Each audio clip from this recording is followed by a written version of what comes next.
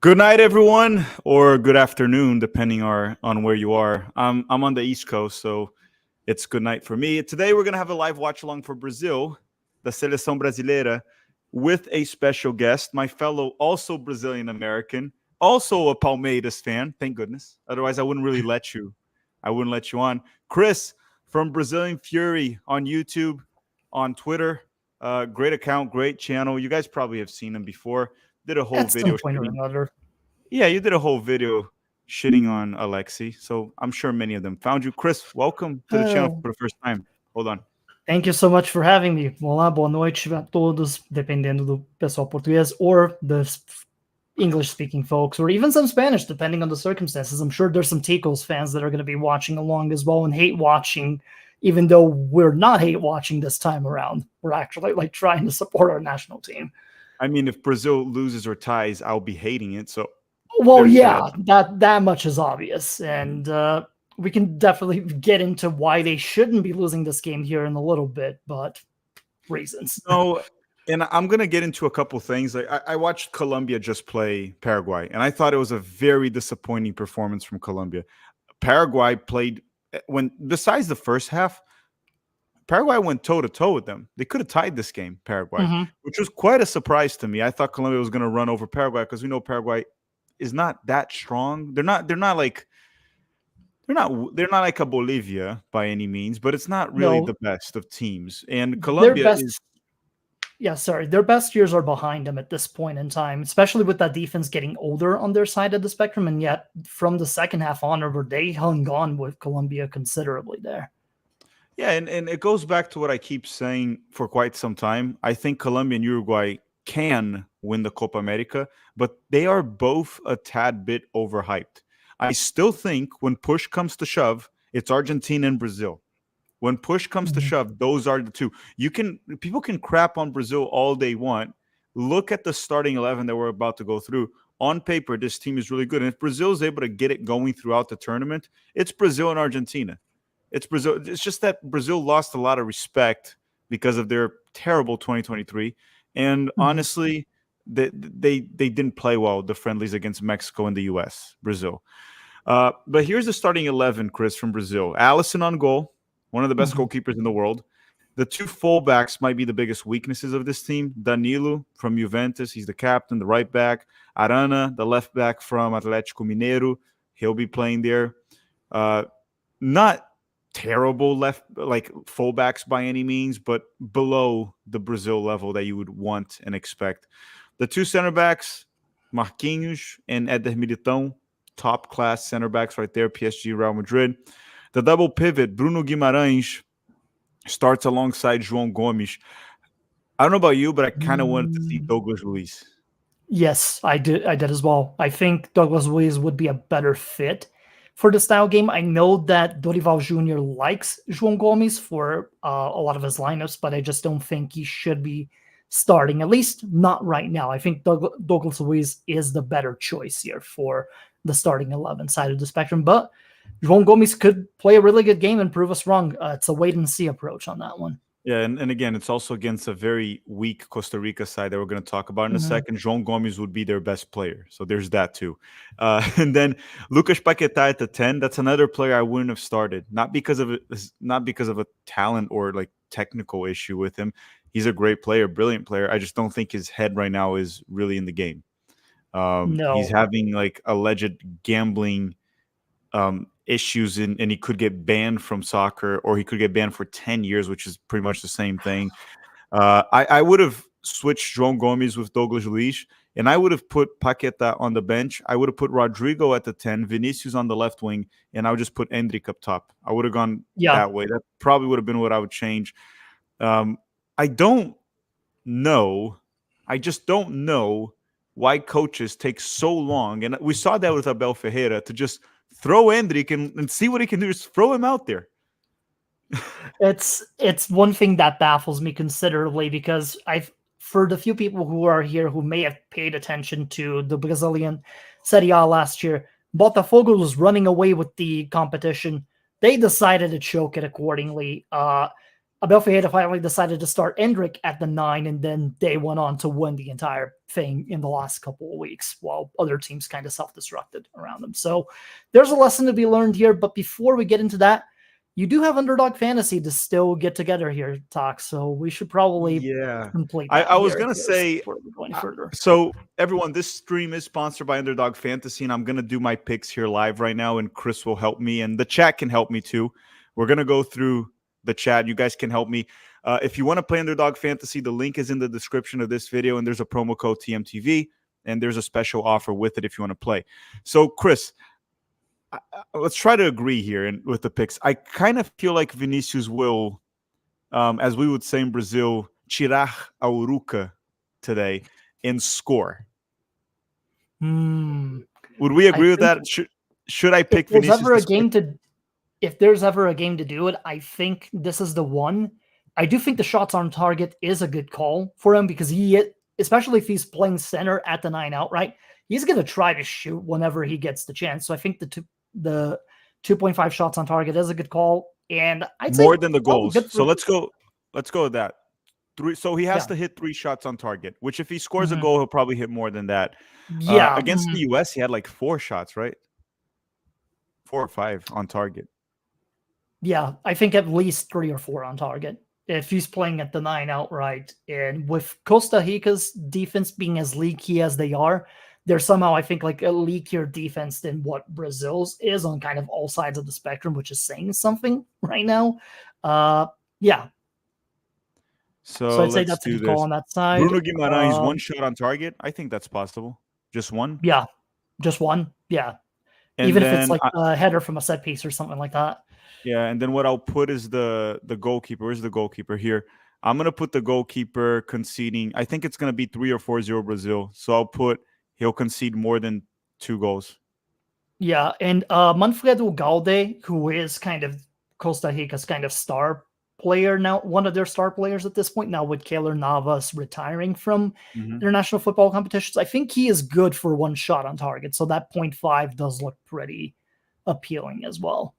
Yeah, I guess we can give them like 1. We'll put it at. Yeah, like just I don't think they'll get that many shots, but I think if they do, Ugalde will get at least 1 of them. So there it is. This is what I need on Underdog Fantasy to win. So I put $20, and if I get them all right, I'll win $225. That's pretty good, actually. Good turnout. So what we need is Vinicius to hit 3 shots on target or more, Bruno Guimarães to hit 1 shot on target or more, Ugalde to hit 1 shot on target or more, and Brazil to score 3 goals or more. I think there are good odds. We'll check that throughout the game. We'll keep track of that. And if you guys want to play Underdog Fantasy, the link is in the description of this video with the promo code TMTV. Chris, you play Underdog. I've seen it before, right? Every once in a blue moon. I just haven't touched it as much in recent weeks. But yes, it's pretty fun. Just nice kind of wholesome situation there. If you just need oh God, they're asking about the Buffalo Wild Wings story again. Yeah, you were there last night on the chat. So now that there's less people, I can go through. What happened was when we were in college, I had a roommate, and then we had the room connected with the bathroom. And so it was like 4 guys, 1 bathroom. And we decided to go to Buffalo Wild Wings to watch the UFC. I think it was even Anderson Silva at the time, if I'm not mistaken. And then they had the blazing wings, which I think they still have. And there was like a deal that if you ate X amount, it would be like free. And we decided to take on that challenge. So far, so good. We took the challenge. We didn't win it because it was freaking insane. But the story is not that crazy. Just what happened was at night, everyone needed to go to the bathroom. And we had 1 toilet. 1 toilet, and everyone probably with explosive diarrhea. And you know that diarrhea that when you poop, it burns. Let me tell you, it burns. It doesn't feel good, man. It just didn't feel good at all. And I don't know. I just vividly remember that night because someone was in the bathroom. I can't remember who it was, and I thought I was going to pass out on my way because I was like, I need to go. And it's a short story, but it's a pretty bad one. It was Buffalo Wild Wings. I still go to Buffalo Wild Wings. I love Buffalo Wild Wings, but I don't recommend Taco Bell, though. No. Matt Polkin saying, why is the United States hosting the Copa America? There's no specific reason besides the fact that CONMEBOL wanted to. Money.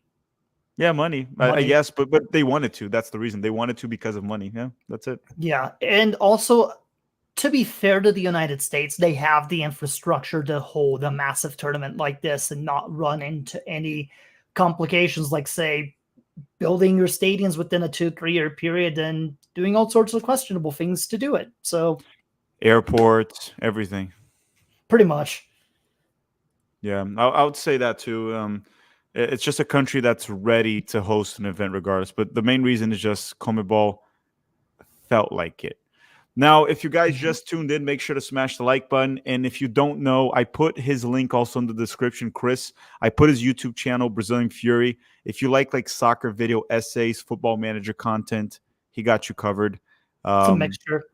And then yeah. I did just do my haters guide on the Copa America that just got posted on Sunday. And that my favorite is still the Botafogo collapse in the Brazilian league. That's still my favorite. Yeah, no, that was a fun bit of research, just given all of the parameters that went into it and kind of talking about John Textor as a whole and how much of a mess that whole situation is with him there still. It's intriguing. Let me just turn the light on here real quick. And by the way, everyone, I'm going to go through real quick here before we start because both teams are already on the field. It's about to start, but just a few results of the Copa America in case you missed it. The first round ends today. This is the last game right now, actually, of the first round. The first game, Argentina defeated Canada, the Rude Canadians, 2-0. Peru and Chile tied 0-0 in a game that they honestly chose to not play soccer. They just kind of they just wanted to fight each other. And by the way, Spicy Jeff is after you now, Chris. I appreciate it, Jeff, but keep it in your pants for now. Let's not make this too horny of a stream. Keeping in his pants is not a Jeff thing. Damn it. Jeff doesn't keep it in his pants, man. Don't even ask him. Never. He won't do it. All right. But anyhow, and then the other results before we move on here to the game that's about to start. Ecuador lost to Venezuela, which was not an expected result, but Ener Valencia getting that early red card was essentially what did it. And then Ecuador ended up losing to Venezuela. And I thought that was a terrible result for Mexico because now Venezuela has good odds at advancing. And I still think Ecuador will beat Mexico. I still think that'll happen. Here's my thing too. I do think Venezuela is a lot better than a lot of people haven't been giving them credit. In this result against Ecuador just guarantees my own personal prediction that it's going to be Ecuador and Venezuela moving along. Because Mexico also, keeping in mind the result with Jamaica and all, they lost Edson Alvarez, who's arguably their best player right now on that national team. They're hosed. Unless Santiago Jimenez decides to actually live up to all the potential they say he has, that team is staying in third place. They will be the 3 of their group, and 3 means third place in this particular situation. I think they might be in trouble despite them defeating Jamaica. Now, the other results, Mexico defeated Jamaica 1-0. The United States defeated Bolivia 2-0. Uruguay defeated Panama 3-1. And also, I'll say, Panama played very well in that second half. It was actually quite remarkable to see what Panama was able to do. But they also got a bit lucky in the first half because it could have been like a 3-0 lead if Darwin Núñez, I don't know, man, that guy probably needs glasses. There's something wrong with his finishing. And then Colombia defeated Paraguay earlier today 2-1. And I don't think Colombia played well. It was kind of toe-to-toe with Paraguay. And I would expect Colombia, a title contender, to do a lot better. And then Logan is saying, why are Brazil the Canarinhos and not the Canarios? Canarinhos is just a tiny little bird. Canarinhos. Yeah. And there's also a player in the 1930s who was called Canario as well. So I reckon to avoid confusion to a certain extent too when they were creating the nicknames and such. And Canarinhos, Little Canaries, it also makes sense because it's multiple Canarios and not just one type of thing. Mm-hmm. And then Tom is saying, go Ticos, Costa Rica, Brazil, wood, trees, tack. Good luck to Costa Rica today. But my score prediction is probably like a 3 or 4-0 Brazil win. I think Brazil will bounce back. And man, the stands look kind of empty. Prices are something else. And I mean, this is SoFi Stadium too, which is pretty big in its own right. So you combine that with what they've been charging for ticket prices. I'm not too surprised that Well, it's it's also probably Monday no. at what, 6 p.m. there? Pretty much, yeah. Like this is a month. Like this is Monday, so it's like people have work. In I LA do think, traffic too. yeah, I do think the Paraguay Brazil game will be a little bit fuller because it is Vegas and they are degenerates over there. So like going to a sporting event, even if you're not supporting either country, sounds like a fun time. So Guilherme is saying he wants Allison to flop today so that Bento can become the starting goalkeeper. I do want to see Bento eventually start for Brazil. Bento is a fantastic young goalkeeper, deserves an opportunity, but I don't want his opportunity to come at the cost of Allison fucking up. Yeah. And to me in particular, I would think this would be a game for Bento to start outright and to let Alisson start against Colombia and against Paraguay in this situation, just because I don't rate Costa Rica that much either. Yeah, but I think Dorival is just going to go with Allison all tournament long. That makes sense. I believe it. That would be the kind of thing that Dorival Jr. would do in the circumstances, just to really stay simple. And just for tactically, he's always been very much a guy that values simplicity, structure, and consistency. So, and that goes to both him on the Seleção as well as with his work prior to that in multiple clubs across Brazil. So, yeah, don't. Sadly, I don't expect Endrick to start for this entire tournament too, which is kind of unfortunate. He should be starting. Yep. Also, I think Liam, yeah.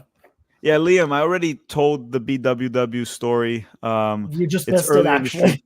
I can't go through it again. It's kind of nasty. It's disgusting. It involves a lot of diarrhea, for a total of 4 diarrheas, actually. But no. And Paul is saying hugs from Argentina. Oh, look, okay, we'll send you some hugs from Argentina too. But I can't pretend that I'm not actively rooting against Argentina in the Copa America. For all I care, Argentina can get grouped. I love Messi, great player, fantastic player, second best player of all time. But I'm sorry, I can't root for Argentina. Which, by the way, I am going to the Argentina game on Saturday to hate watch them live again.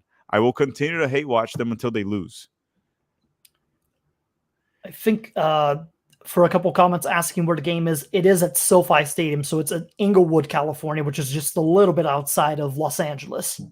So about 15, 20 minutes from Los Angeles drive-wise. Probably 30 minutes given Los Angeles traffic as a whole in terms of the... But yeah, in general, for Paul, hugs to you personally. Argentina, I just... as a Brazilian, I have to automatically root for your demise at every given turn. It is what it is. Yeah, I mean, and I won't apologize for it. Yeah, love to the hermanos on a personal basis, but when it comes to rivalries are real for a reason. Right, and I think somebody else is asking where I'm from. I'm originally from São Paulo, Brazil, born and raised there, but I moved to the US with my family when I was 13 to the Denver region and have been here pretty much since. So let me see if I didn't miss anyone. And then now, so far in the game, Brazil's doing the classic Brazil, just moving the ball around with no verticality, no objectivity. It's been like this for quite some time, and it's frustrating. It's kind of crazy how much Brazil does miss the directness and verticality and all the flair and ability that Neymar brings to the team. As much as people like to talk about Neymar flopping, Neymar this, Neymar that, he's still a very direct player.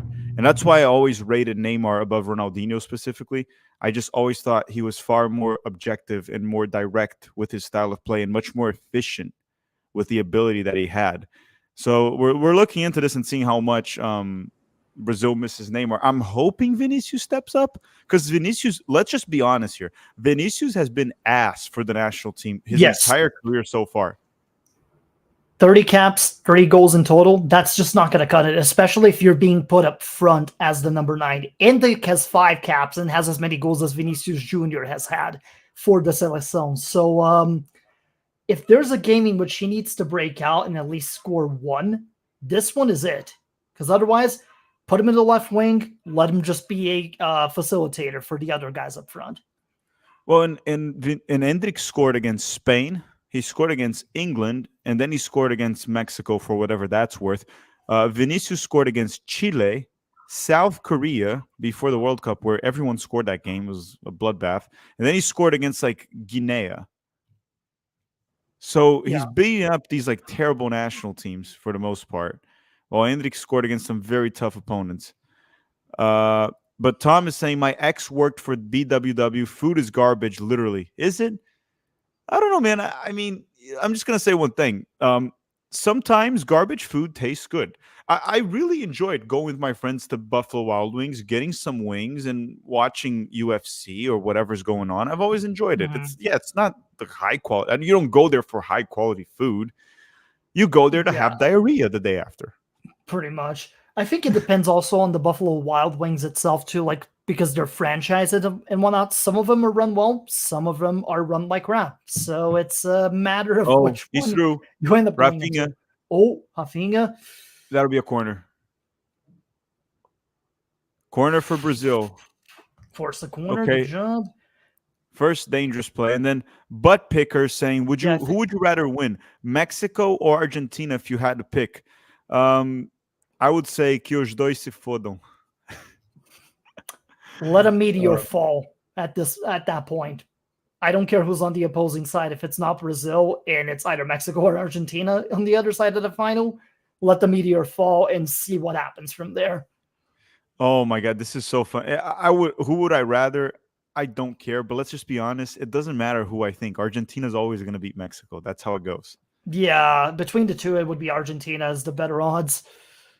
So Pulisic, my hero, is saying um, 7-Eleven food is the best. I actually have a funny story about 7-Eleven. Many years ago, when I graduated in college, I worked with a solar panel company. And then we were going to this place where we had a project, and the electrician, which was the main guy in charge, great guy, very nice guy, uh, he was pretty much driving the van with us all in. And then me and the other guys were in the back of the van. We were just like talking. And then we told him, hey, can you stop at Wawa so we can get food? Because Wawa has decent food. For gas station food, Mm, Wawa is amazing. And then he was just like, and he's a much older guy, the electrician. He was like probably like high 50s, close to 60s. He's like, cool. So we can't see outside. Sorry, we can't see outside because we're in the back of the van. And then all of a sudden he stops and we're like, okay, now we can finally eat. Let's go to Wawa. He stopped at a 7-Eleven. And then we were just like, dude, you stopped at a 7-Eleven. He's like, yeah, didn't you guys want to stop in a gas station for food? He's like, no, we want to stop at freaking Wawa, not wow, 7-Eleven. there is a difference. It's not And real food in 7-Eleven. don't even get me wrong. Like to me personally, having had experiences with a bunch of the sort of like gas station area, different foods and whatnot, 7-Eleven does decent like mini tacos and like the pork egg rolls that they have every now and then is pretty good too. But Wawa, Sheets, and a couple of those other places that are specifically like gas stations that have their own like food section there and then where they can just prepare your sandwiches and what have you right there in person.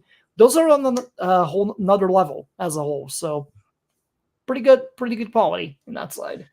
I do And rate then Cheats a little bit more than Wawa Tom is saying, personally, though. if only Neymar loved the Seleção as much as he loves his sister. Look, I'll put it this way. I got the joke. I know what you're saying, but I think we should probably always love our family more than the national team, in my opinion. True, But I just think the kind of love that he's implying is a different kind of love, a which is romantic kind of love. That's what he's saying. yes, that. Yes. In that sense, yeah. People are saying Bucky's. Well, Bucky's is not. I don't even consider Bucky's a gas station. Bucky's is almost like a supermarket. They're kind of like a general store at this point, more than anything.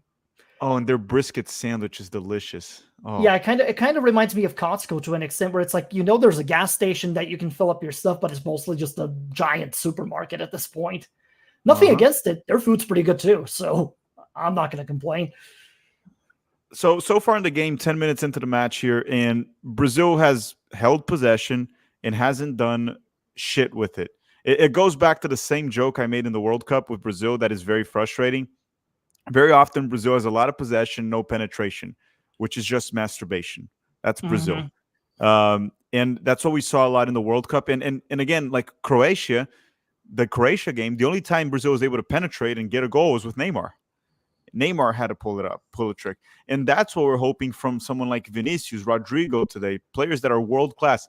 And that's what I would like to see from Endrick. Goes, and here comes Vinicius. What was that Well, pass from Vinicius? My God. Why no, does he become so abysmal for the national team? Yeah, he's allergic to making good plays. And the thing is, if he's thinking about a Ballon d'Or type of situation right now against Jude Bellingham over on the Euros, an abysmal performance here probably loses him that Ballon d'Or for the year. Yeah, even though England, I'm not gonna lie, England is competing in terms of like abysmal performances. Talk about Oh bad yeah, they are. performances.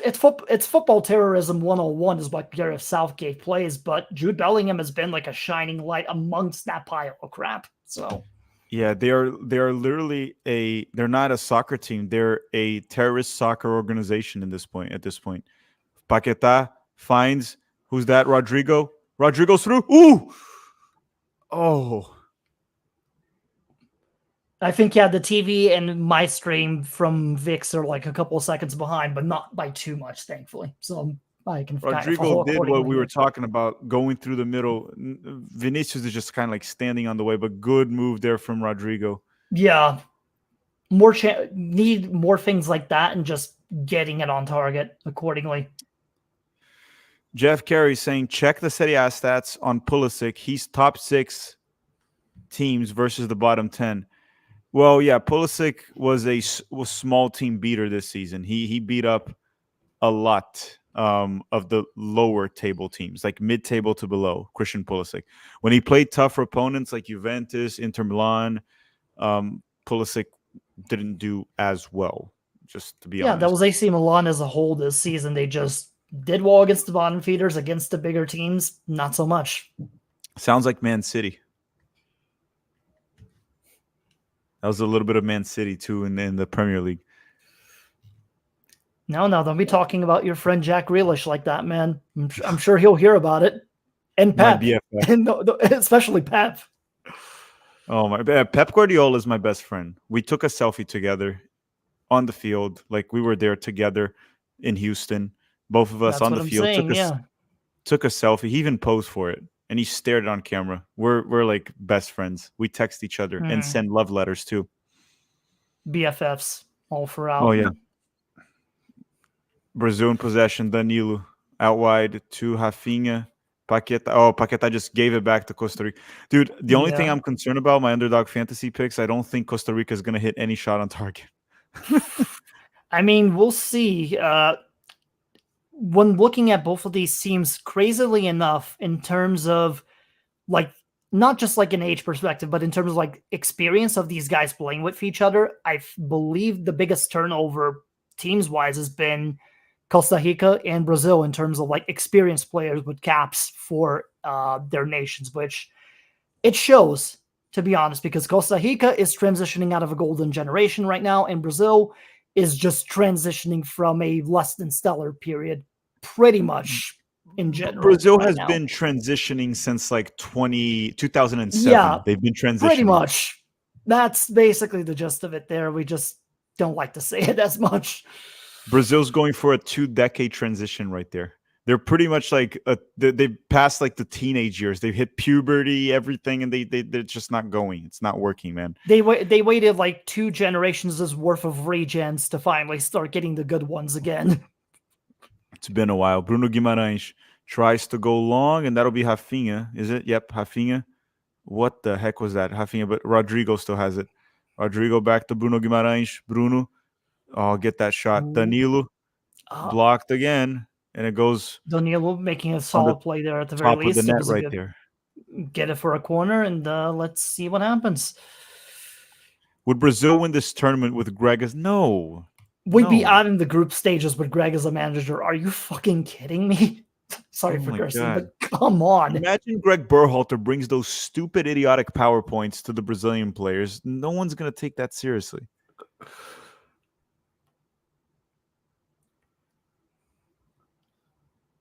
Has Costa Rica successfully completed a pass? I don't think they've held the ball at all. Corner goes in, clear, but they just kind of like kick it anywhere. I don't think they have gotten it past their own zone outside of one time.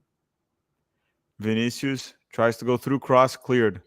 Yeah, they can't complete a pass. This is sure it's been complete dominance. The problem is Brazil has to convert that into legitimate goal scoring opportunities. This is the one thing I wonder. If Brazil scores, does Costa Rica actually open up? Or they just try to not get destroyed? They try not to get shellacked. Oh, But that would the suck. thing is, Costa Rica has been shellacked quite a few times in preparation for this tournament as well too, between friendlies and all of that. I think I have the stats here, so I just decided to research for the sake of talking points for the stream. Specifically, in the past year of games that they've had, they've conceded 3 to Panama, 4 to the UAE, 4 to Martinique, even though they beat them like 6-4 in that particular game. But just their defensive structure is not all that there, and they're prone to losing the ball in the midfield, which we're seeing here already in the first like 15 minutes of this one. So Okay, we got it. You're just saying they suck ass. pretty much. Yeah. Like This is a very convoluted way of saying their defense is worse than ours, and that is saying something. Yeah, he's just saying they're ass. They're saying, Filippo, did you get blocked by Carly Lloyd too? Well, I got blocked by Carly Lloyd on Twitter, but she unblocked me. We're not best friends yet, and I don't think we'll ever be best friends, but she unblocked me. Because blocking me was also really stupid. I didn't really say anything offensive, besides make fun of her horrendous take, which is warranted, right? If I have bad takes, y'all make fun of me, and I just own up to it. Actually, as a matter of fact, I usually double down on it. You triple down a lot of the times. I triple, yeah. I hat trick on it. Like, if the take is bad, you double down on it. But she decided to go on like a blocking spree. She's just kind of like Mutombo back in the 2000s, just blocking everyone on the rim right there for the Philadelphia 76ers. It's all just block here, block there, just everything. Tom is saying Brazil's downfall has come down to three reasons. 4-3-3 killed the Joga Bonito. No more world-class 9. I can agree with the world-class 9 part. Oh, and yeah, players 100%. choose money over being in the top 5 leagues.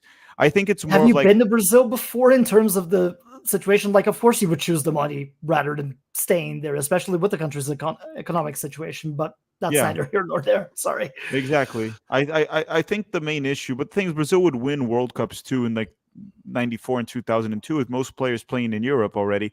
Yeah. I think there's a few things. One is Brazil is missing a guy. So, for example, what would happen in the past is Brazil would have 2 or 3 players that were the level of a Neymar.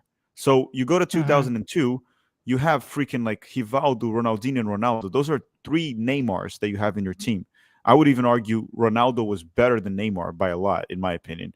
And that's the point. Well, Neymar was kind of like on his own. And then when we finally thought that Vinicius would be the guy, he wasn't. He hasn't been. So that's the thing with Brazil. Brazil needs to be very top heavy. Coaching in Brazil is a big problem. The coaches in Brazil suck.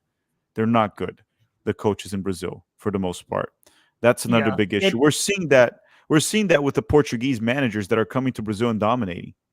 Yeah, Abel Ferreira has 10 titles in 4 years with Palmeiras, and that just goes to show again that no matter the amount of talent that you can have in a lot of those clubs in Brazil, that if the coaching isn't there, there's going to be those slight differentials that are going to make the difference.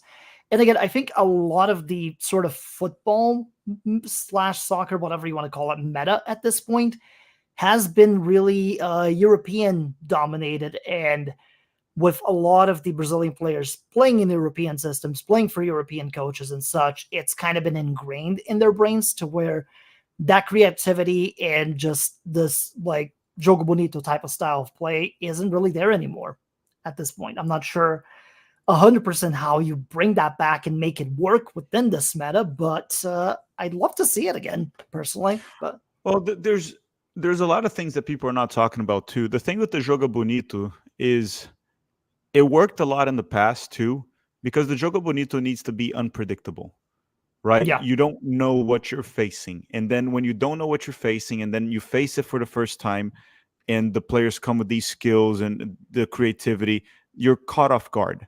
So that's why, for example, Garrincha in the 50s and 60s right there when he was playing, a lot of his dribbling ability, everything, no one knew what to expect. So he would go into a game and do those tricks, and it would drive scouts and Europeans crazy. Like, what did we just face? What is this? And even up to the 90s and 2000s, scouting was nowhere near as close as what it is nowadays. Nowhere near as Yes. close. You would still get players that from like South America that would go play against European teams, and they didn't have any idea of what they were about to face. So there's a lot that goes to it to why Joga Bonito died. Also, fitness levels going up plays a big role. It's just that now when the player has the ball, you're capable of putting 2 guys on him and still not leaving another player open. Like, teams are fit enough to be able to do that. And there's limitations to what, people can do. But at the same time, I just don't think Brazil has the same quality they had in the past to play that style. It's just not there. There is quality, just not the same. Okay, Brazil in transition. Chance for a counter here. This could be it. Okay, Vinicius, that's you, Vinicius. This is your chance. Will you like? Oh my goodness, Vinicius. That was actually not a good pass from him. It was a bit of a brick. No. Again, I just think Vinicius Jr. gets allergic to being a good footballer anytime he puts on a canary yellow or blue kit at this point. Like, do we need to change it to white and like put in like 1 or 2 sponsors and tell them you're actually playing for Real Madrid right now? Do something. Yeah, like, it's is bizarre this to me. what we need to do? I mean, we're talking about a player that has, at his age, he's 23. He has won two Champions Leagues, scoring in the final, being one of the key players for the team, if not the best player for the team. 2 Champions Leagues, not 1. It wasn't like an accident. 2. Mm-hmm. And then for Brazil, just mediocre. Oh, Vinicius, penalty. No, nope, VAR. they're not VAR. saying no, but yeah, let's see what VAR says. It feels like a 50-50 type of call from the live eyes. But it was from behind. VAR That's for the this thing. stuff, so yeah. It was If from they got a behind. replay on that, I would like to see it. Yeah, and if it's a penalty kick, he'll take it probably, Vinicius. Most likely. And then he'll hit a shot on target, and I'll be, oh no, I need 3. I need goals, man. I put money on no this. decisions come yet, it's most likely VAR saying it wasn't, so fair play. That's a penalty kick in the Euros. I mean, it is, but this is the Copa America. We like this tournament for a reason. Yeah, let's see the replay now. Let's see it again. So, ball goes through. Vinicius gets a touch. Oh, he gave himself way too easily on that. Way too easily. Come on. That's not a penalty. Like, I know in Europe they'll call that, but just not here. Like, here, throw your shoulder back and try to get a shot on target at the very least. Yeah, it was a legitimate collision, but that's not a penalty kick. Also, no. If you go back to the 2000s, back to we were talking about previous Brazilian generations, try hitting Ronaldo Fenomeno with that. Yeah. If you hit R9, you are gonna go down. He would stay on his feet and he would score that. He'd arguably like just clash against your shoulder right back and find an angle to get a shot off at the very least. And again, this is the reason for me personally why Endrick should be at center forward and Vinny should be in the wing instead, because Endrick is that kind of physical freak at 17 years old already. Like, he will run against guys and just throw his shoulder against them if they try to do this shit to him. So it's, dude, Vinicius you need Jr. to do something a little different because this isn't working here. Yeah, 25 minutes into the game, it's been I think it's fair to say it's been a ball dominant Brazil, but Brazil hasn't really done jack shit with it, to be honest. No. Nothing meaningful. Okay, Brazil now maybe in transition. Rodrigo. Okay, good ball. Good ball. This could be it. This could be it. Save. Get a shot, Bruno. Get a shot, Bruno. Bruno wants a penalty that didn't really seem like a penalty. They still kept the ball. Keep it going. Don't stop at this point. Try to find something here. I think the main issue with this team, it's just there's no like straight up goal scorer. Exactly.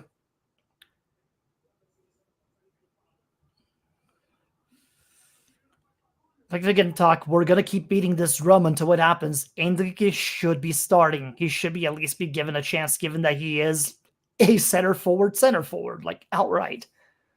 A lot of these guys are wingers here. I still choose to believe that Rafinha being in the starting 11 is probably what drove Ronaldinho to start posting about not wanting to support Brazil anymore. I think it was tying a Greg Berhalter managed team. Yeah. Ooh, header from Paqueta. Yeah, I mean, look, if any of my teams is like a World Cup content, like Brazil, for example, even though kind of root more for the US these days, but if it's like if I'm just straight up a supporter of like France and my team ties a Greg Berhalter managed team, I would probably quit on the national team. I'll say I'm done. I'm done with this. I can't watch it anymore. Just, Which, by the way, everyone, if you just tuned in, make sure to smash the like button. We are at 156 likes. Once we hit 300, I can do Brazilian commentary for 30 seconds, and Chris can help me with it too. So, but yeah. we need to hit 300 I'm good with likes. that.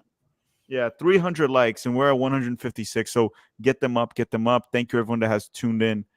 And that's it. Let's go back to the game. Brazil once again in possession, which that has been it. If I pull up here the stats of the first half, which I'll do it right now just to see what's going on. I want to see the expected goals also. Brazil has had 71% ball possession against 29. The expected goals are actually good. 0.57. 0.7 It's actually. not that. Because they've had like two very good kind of clear-cut chances. They just didn't capitalize on them, unfortunately. Yeah. So far in the Copa America, Brazil has been the best performer, in my opinion. I think it's just a situation in which we're waiting for them to break out and actually start looking like a team that could compete for a Copa America. Right now, it's kind of just like, they're like almost going like half speed right now against a team that they should be wiping the floor with, personally.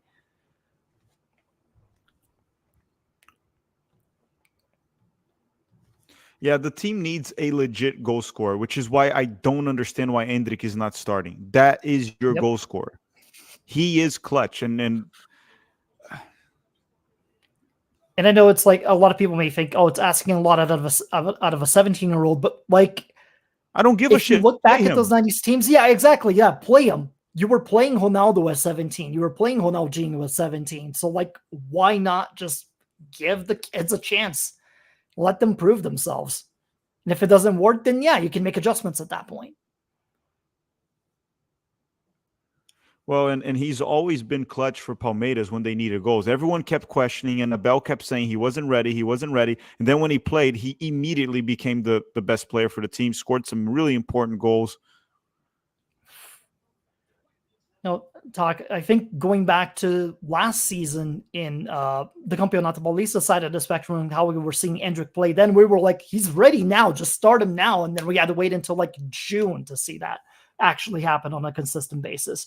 Estevão is pretty much the exact same situation too. Like, I thought he was ready to start earlier this year, but only now Abel has really given him like starts in all the different competitions. So Not gonna lie, watching this Brazilian side and also watching Colombia, Brazil's just a much better team than Colombia. Like, the players are much better.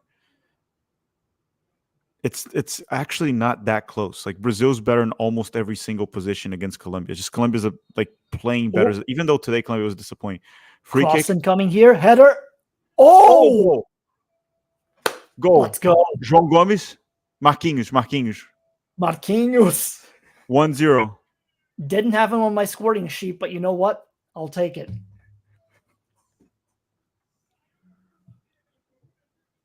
Now I hope Costa Rica would open up a little bit. Who got the assist? Because who got the assist? Because it wasn't Paquetá. Someone flicked the ball. I think it was Vinny who flicked it. Oh wait, someone might have been offsides. Oh no, maybe not. No, it wasn't No. Vinicius. It was Rodrigo. Rodrigo. Okay, yeah. Yeah, so Rafinha hit the free kick. Rodrigo hit with his hit shoulder, and then Marquinhos just tapped it in. Basically deflected it. Okay, so I think we got what? Jake asking about what are your thoughts on João Gomes?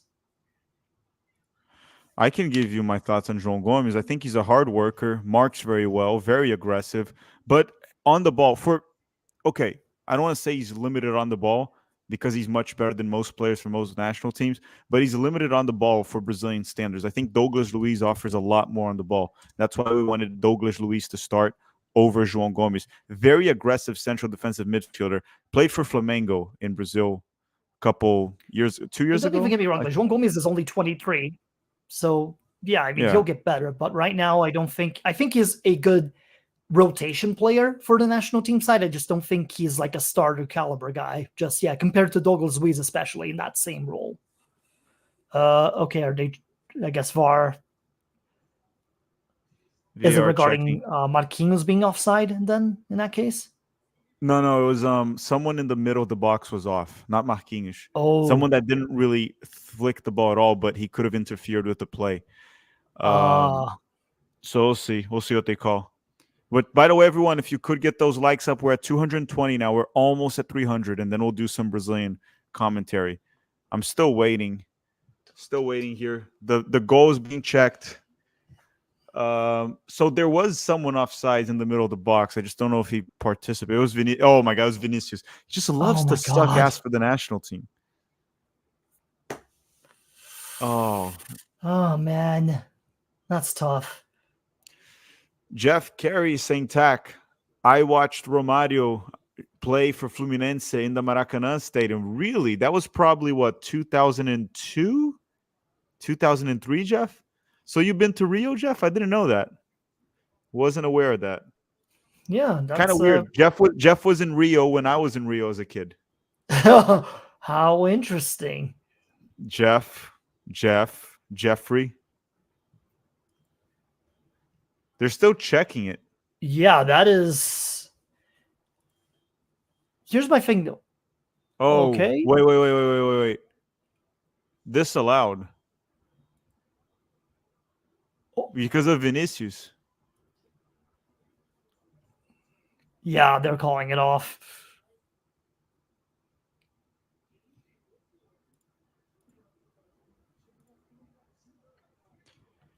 Yeah, it's a bit odd because Vinicius didn't really participate in the play.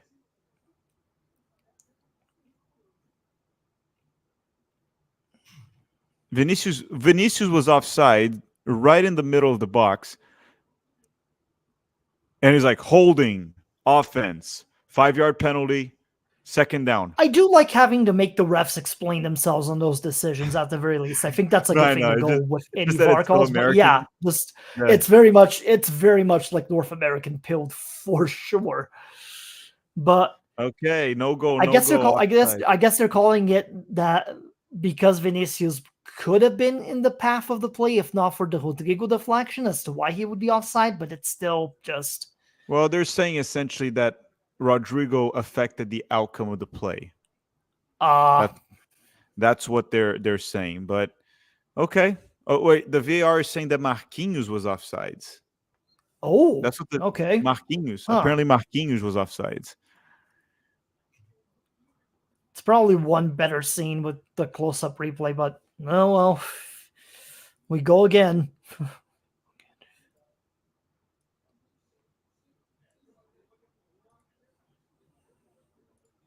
I'm telling you, you put Hendrick in, gonna get a few goals, but Dorival, for anyone that doesn't know, Dorival Jr. is also the coach that Neymar told to go fuck himself when he played for Santos, and Dorival Jr. ended up being fired right after that, right? A couple of days after.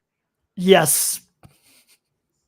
It was a whole situation too, because I mean, Dorival Jr.'s made the rounds, I think, just about in every major club in Brazil over the last 10 or so years. Yeah, pretty much. He might be missing like one or two. Yeah. Oh, Vinicius lost the ball again. Why does Vinicius only drop stinkers for Brazil? My goodness. It's just not looking good right now for him.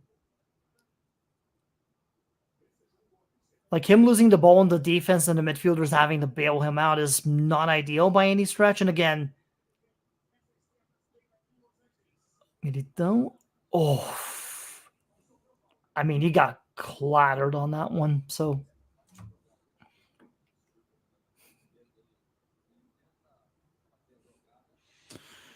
Tom is saying, Real Seleção fans had the iconic R9 haircut as kid. I was a kid back then, and I did not have that haircut. That was an awful haircut from Ronaldo. Awful. Okay, Rodrigo and Brazil My recovers the ball. parents would have had a heart. My mother would have had a heart attack if I came back home with that haircut. So no, thank you. No, dude, Costa Rica, they haven't had a shot. Like not even off to nothing. Yeah, someone's saying wish Neymar was there. Brazil's most certainly missing Neymar. It's kind of crazy because with all these players, you would think it's like, okay, we don't have Neymar, but we can do just fine without him. But Neymar just levels above Rodrigo, Vinicius, all these guys. It's honestly not very close, man. I think it's also a mixture again.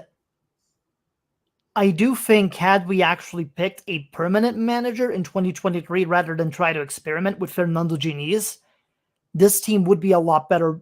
I think they would be more prepared on a tactical standpoint for this tournament instead of just kind of winging it on the fly like they have been. 2023 was a wasted year in so many ways.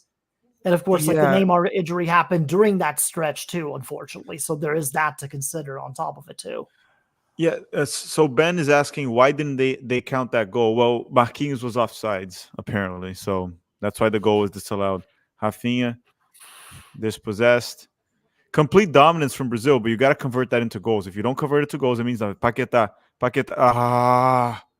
terrible pass. That's another corner, but Brazil is trying to get me frustrated as much as I do with the United States when they play. Yeah. Is Vinicius a system player? It's a good question.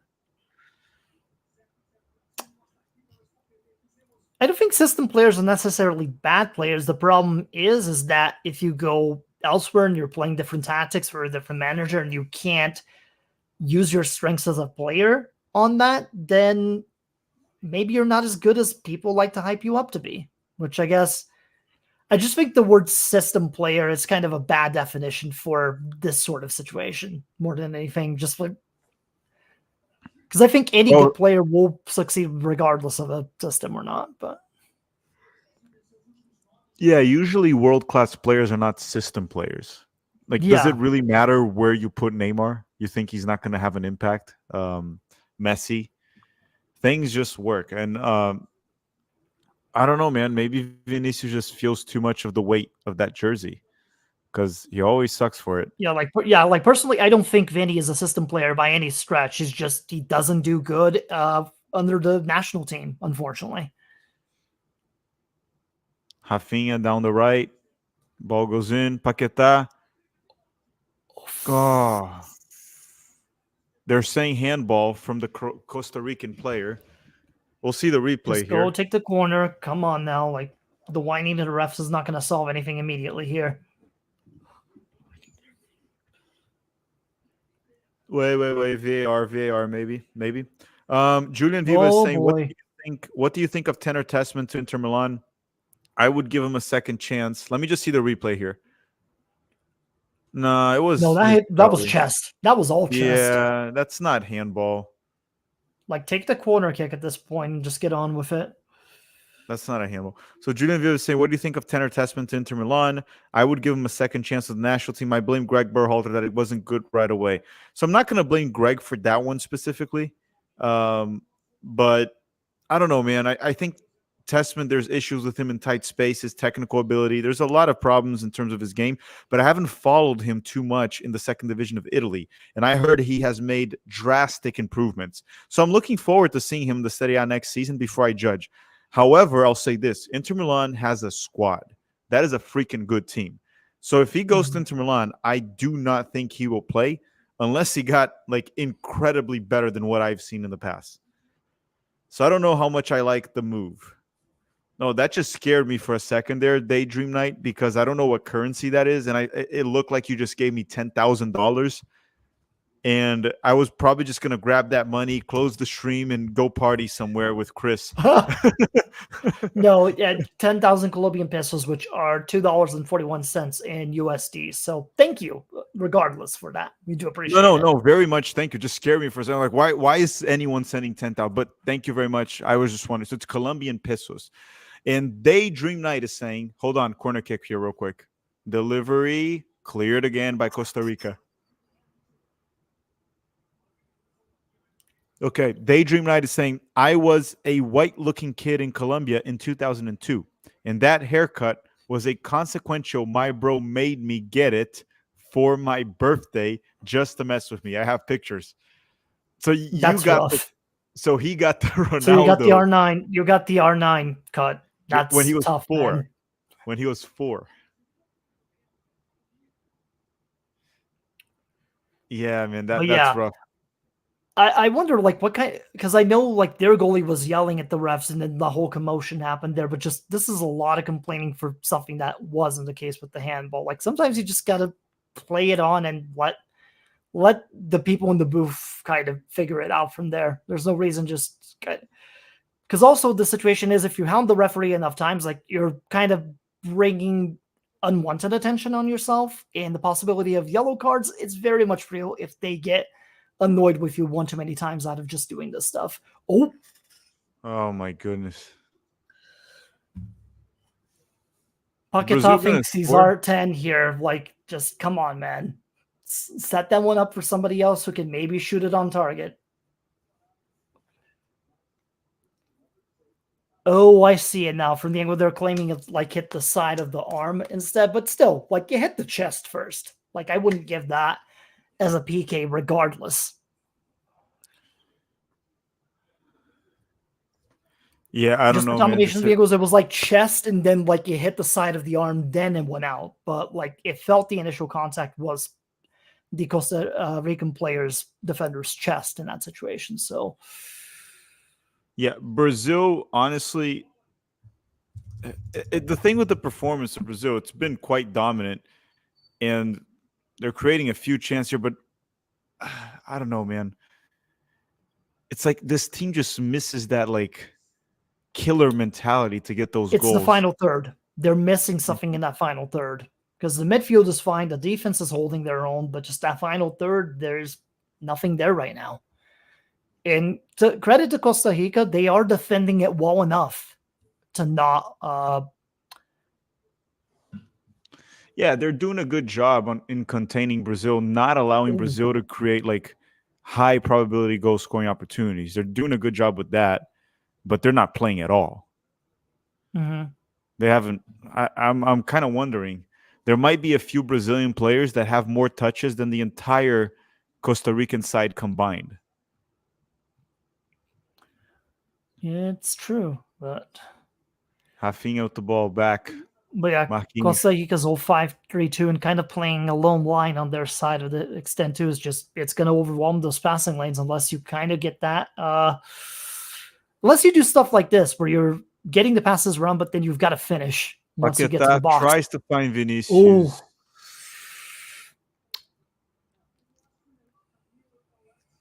They're asking, what does a seleção mean? A seleção just means the national team.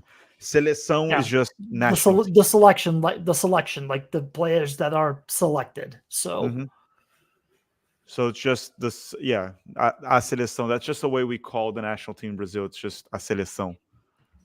So you'll say, like, the Brazilian national team would be a seleção brasileira. Real Madrid's 15 Champions League saying the best games are round 3: Mexico, USA, Uruguay, and Brazil and Colombia. Yeah, and the problem is some of those games will have already decided the group by then. Like, for example, if the US defeats Panama and Uruguay defeats Bolivia, they're both qualified, which is very much possible to happen. Mexico and Ecuador will be a good one, though, because Ecuador, I would hope they would bounce back next round and they would defeat Jamaica.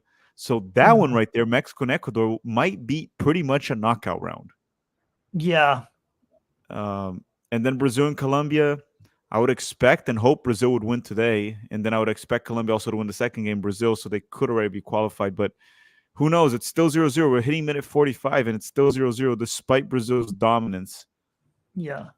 To me, that Mexico-Ecuador game is a situation in which Ecuador is going to be fighting to get first place, and Mexico is going to be fighting to just not be eliminated outright. Well, but Ecuador So, lost the first game, so Ecuador might be I just mean, fighting to they did, qualify. but I mean, I do think Ecuador do beat Jamaica pretty handily, and then it's basically like you're right in terms of it being an eliminator game at this point. But I do think Mexico probably is going to need that way more than Ecuador does. Do you Because I think just don't think Mexico's the result. gonna defeat Venezuela this week? No, I think it's a draw at a draw at best for Mexico. Otherwise, I think Venezuela squeezes away with a 2-1 win.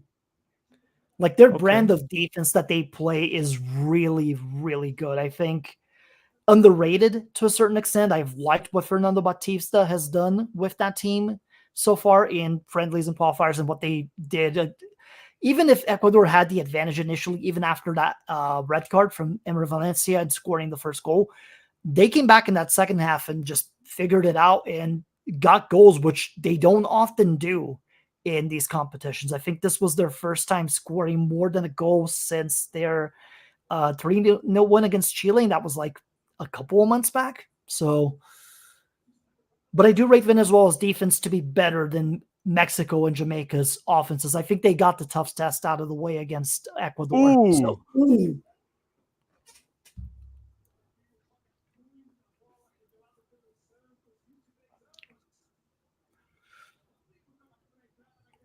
yeah, we need more of that just on target.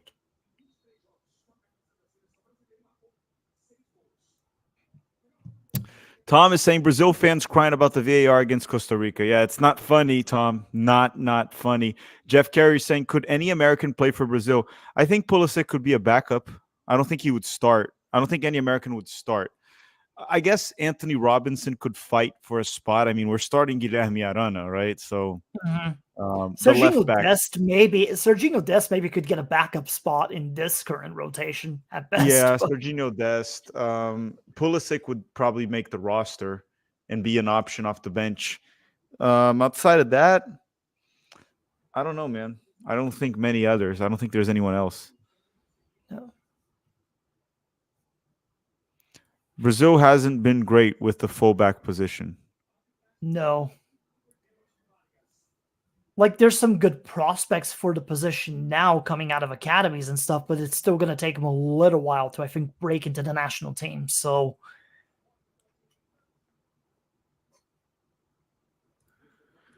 Why are people on Twitter not thinking this is a dominant performance? Brazil has literally 76% ball possession. The expected goals is 0.9. Like it's not like Brazil's not creating anything.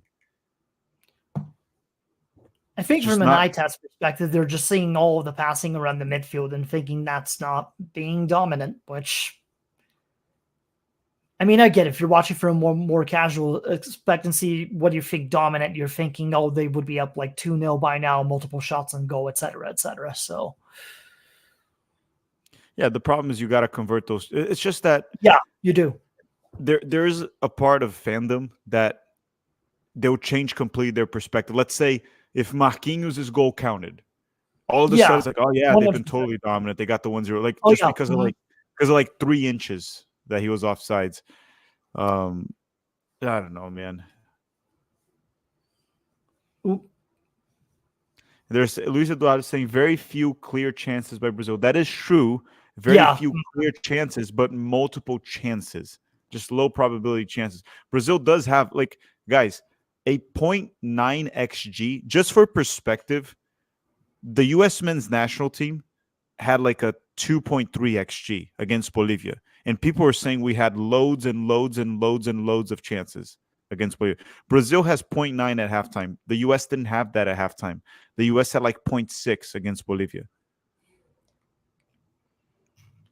So Brazil's creating, and now the first half is over, but Mark G213 saying, do you guys like David Luiz? Like, I mean, not for the national team right now, but I liked him as a player. I thought he was a fun player. He was a fun player to a certain point. He's with Flamengo now, so quite frankly, he can kind of just chase himself at this juncture because he's what a rival team for me personally. So yeah. But I mean, I guess he was all right for a while. And I guess for Brazil in the second half here, it's essentially about Dorival Jr. just needs to really wake the fuck up and put in Hendrick. See if you can get goals. This is a big issue with the team right now, scoring. They're passing the Mhm. ball around, moving the ball around, and not really doing it much with it. I think there needs to be some shakeups for sure. Like if you want to play Vinny and Rodrigo in the wings, fine by me. Rafinha hasn't really been that spectacular personally, so I'd be good with just replacing him for Endrick and just trying those three up front with. It's just a situation in which a couple things are there, but the final third and just finishing chances is not. And at some point or another, Costa Rica's defense will tire out a little bit, I think, with the amount of defending they have been doing and running around just to try to get to the ball. But can you capitalize on those chances? And Brazil so far has proven that they can't. Well, it also reaches a point where you probably want to actually have a 9. You probably actually want to have a 9.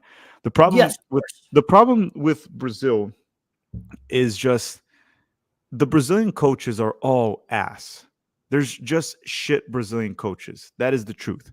And I'm not saying Dorival is straight up shit, but he's also not very good, in my opinion. And Brazil should have gotten a foreign coach. Brazil should have gotten a foreign coach. They talked about Ancelotti. That failed. Honestly, it would have been horrible to see because of he is a soccer terrorist, but Abel Ferreira would actually get results with the national team or whatever it's needed. It's just frustrating to see because in terms of quality, Brazil should be up 2-3-0 against Costa Rica.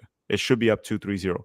But it just seems like it's a team that moves the ball around one way, another, and no one wants to just have that killer mentality. It's like, I want to score. Go for it. Like Kaká used to have, like Neymar has, Ronaldo had. No one has that. Does anyone in this team want to score? Do you feel that way? I don't feel like they want to.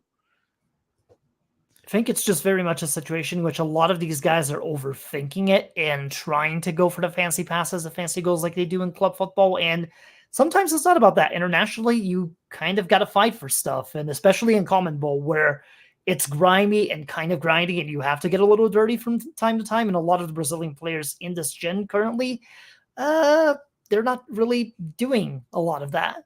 So it's why I want to see, as you mentioned, like some of these replacements, trying to get some of the bench involved. I mean, Gabriel Martinelli could maybe try to do something. And obviously, we've been talking about him pretty much all stream. But interesting question here from Easton on his side. So, guess he's asking us: are we sure USA doesn't have a good chance to beat Brazil or Colombia? Very underwhelming so far. Well, No. here's the thing. Colombia is sitting in a very deep low block with a back five, 3-man congesting the midfield. So I ask you, will Berhalter do that against Brazil? If you do that against Brazil, you can see that Brazil is struggling to create meaningful goal-scoring opportunities. Berhalter will probably play that mid-block with his 4-3-3 or like a 4-4-2 defending. The problem is if you leave spacing behind. If you go back to the friendly Brazil and US, Brazil actually had a lot of good goal-scoring opportunities against the United States. A lot. Vinicius was a bit wasteful. So I'll put it this way.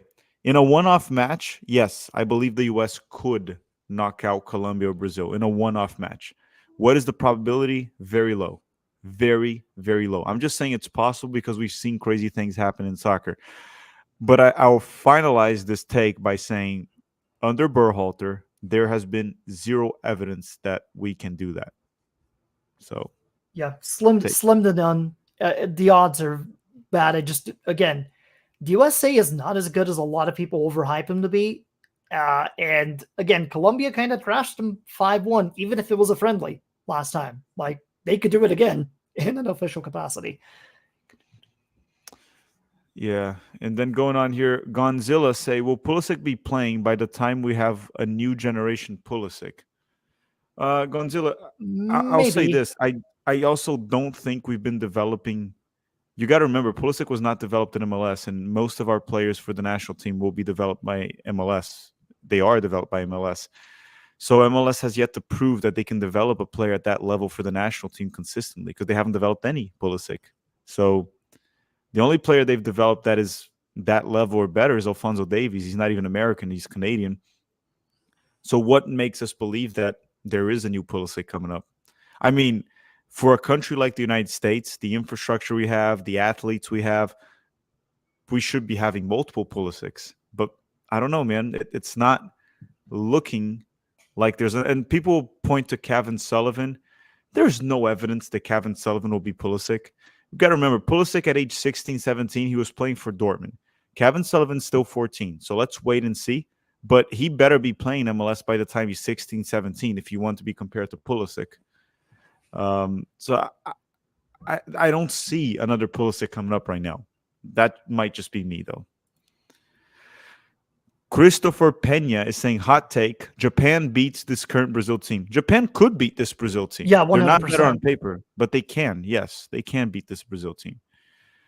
Dobb is saying, I'll gladly take Brazil's coach over Berhalter. That's a low bar, but I would too.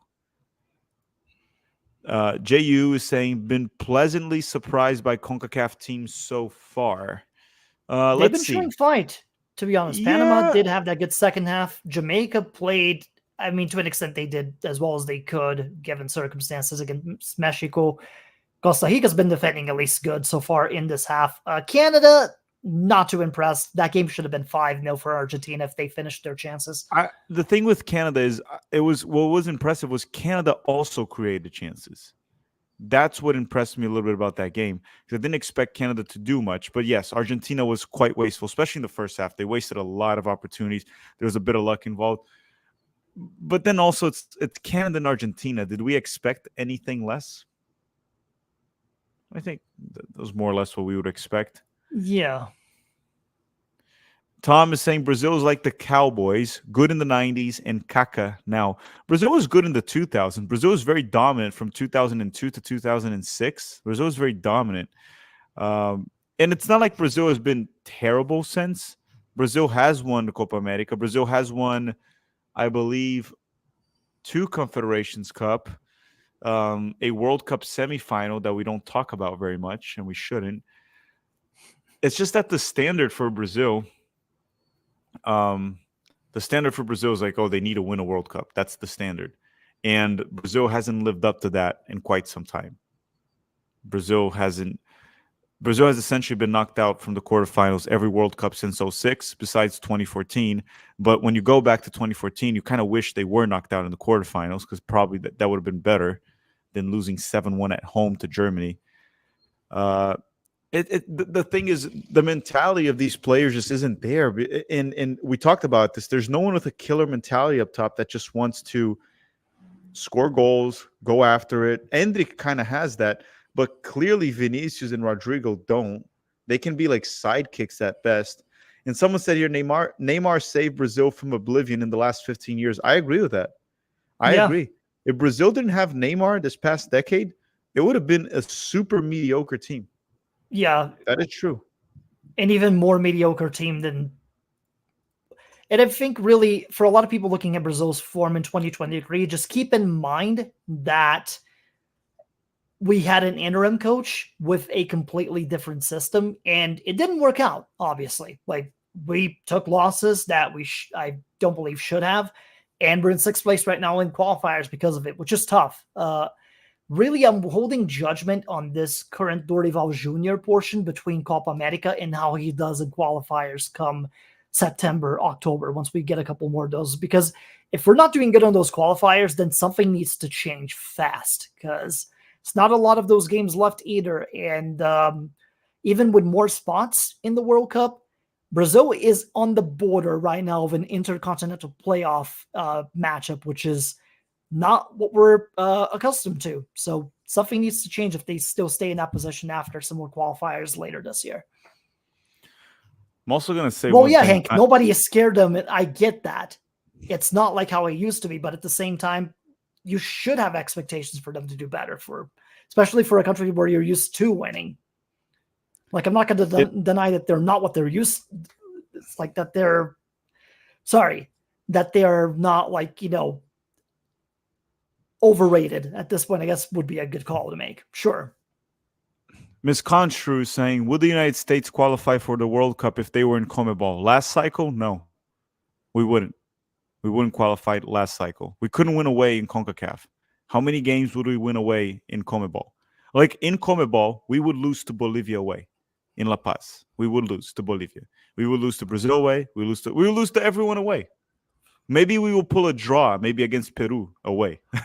So I don't think last cycle the US would have qualified. Now this cycle, the players are a bit more mature, and Comebol has like 60% or 70% of the Confederation qualifies. So this cycle, yes, the US would qualify. Last one, no, we wouldn't. We barely qualified in CONCACAF. We went on goal differential. Let's see if I didn't miss anything. So Brazil is essentially England right now. Sorta, same vibe, but still better than England. Zquam is saying Brazil should draft Anderson Talisca. He's amazing. Is he still playing in Saudi Arabia? Anderson Talisca? He was in Saudi Arabia. He was playing for Al Nasser, I think. Good player, but no, I think Brazil's fine without Anderson Talisca. Let's see. Savinho and Hendrick for half. Yeah, Savinho would be a good option to send in. Very good winger.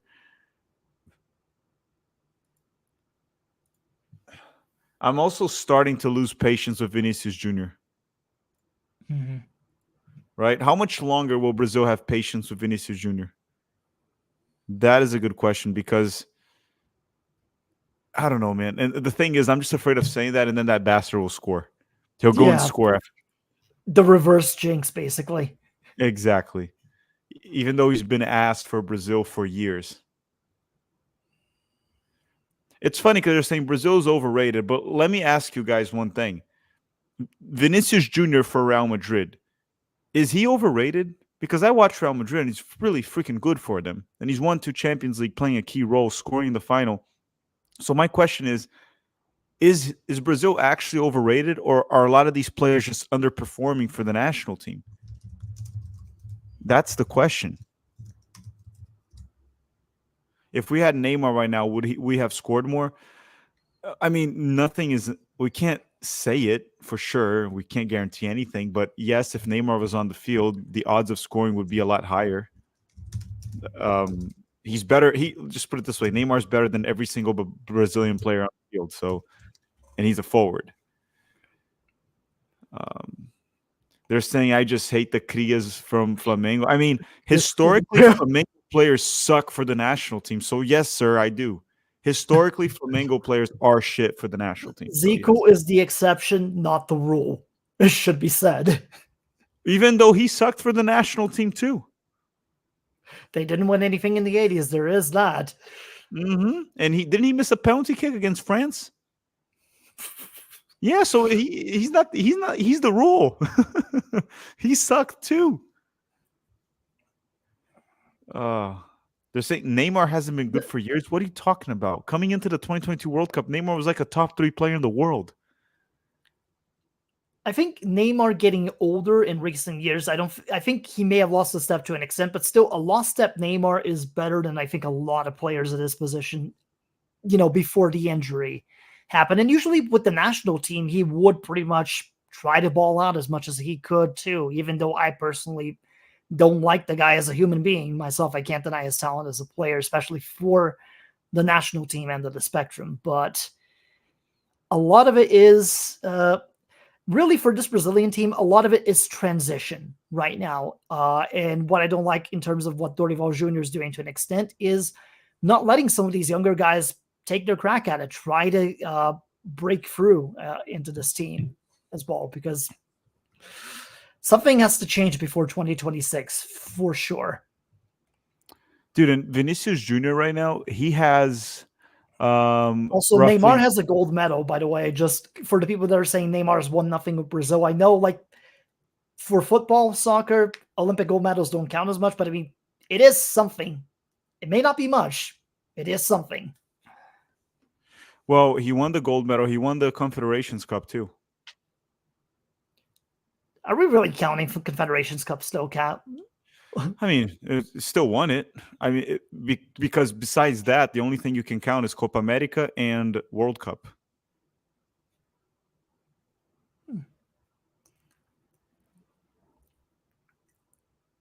Yeah, like, I'm not saying like the gold medal is like the be all end all, by the way.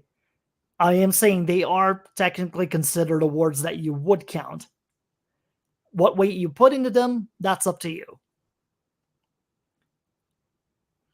So the thing with Vinicius too is, do you remember from the top of your head any really good performance from Vinicius with the national team? I don't remember one, like a really good one.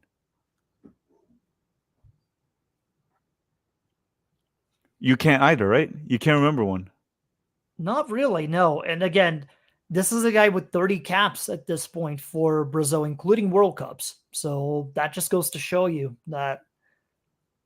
No, and he's had caps with and without Neymar, so there's no excuses Yes. in that sense. Yeah, Well, I I think the don't know. second half will tell us a lot of kind of what to expect for Brazil for the rest of this tournament from like the manager side of the spectrum and what he does with substitutions, tactical changes, and whatnot, and of the players too. So So you said that you tagged me. You said that you on a tagged picture of me. their R9 cut. Yeah, I Probably on didn't. I Twitter. did. I don't see it. Maybe DM me.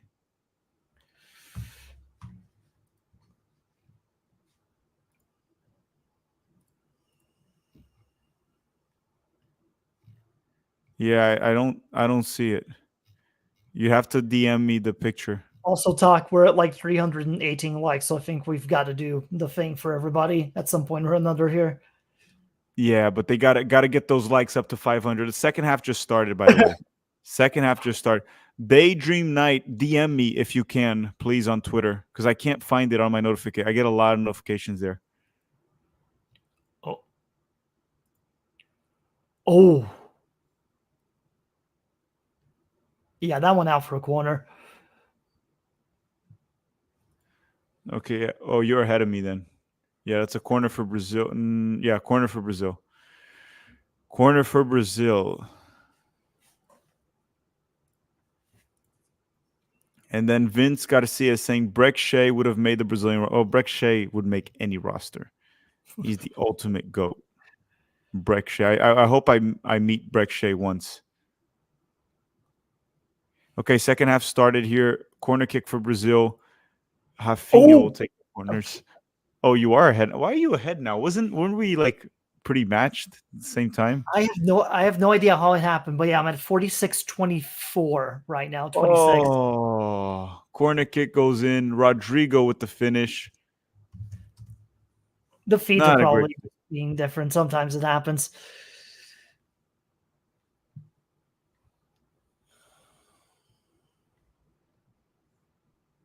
My goodness.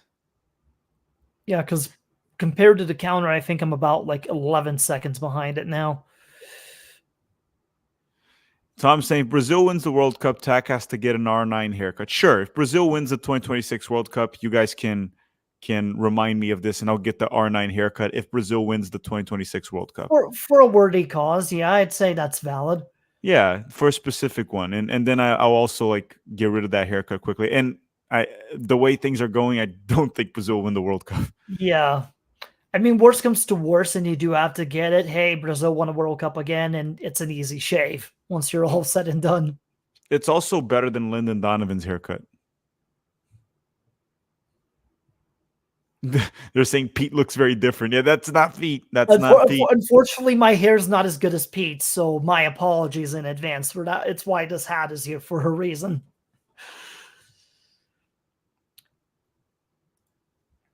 Oh boy.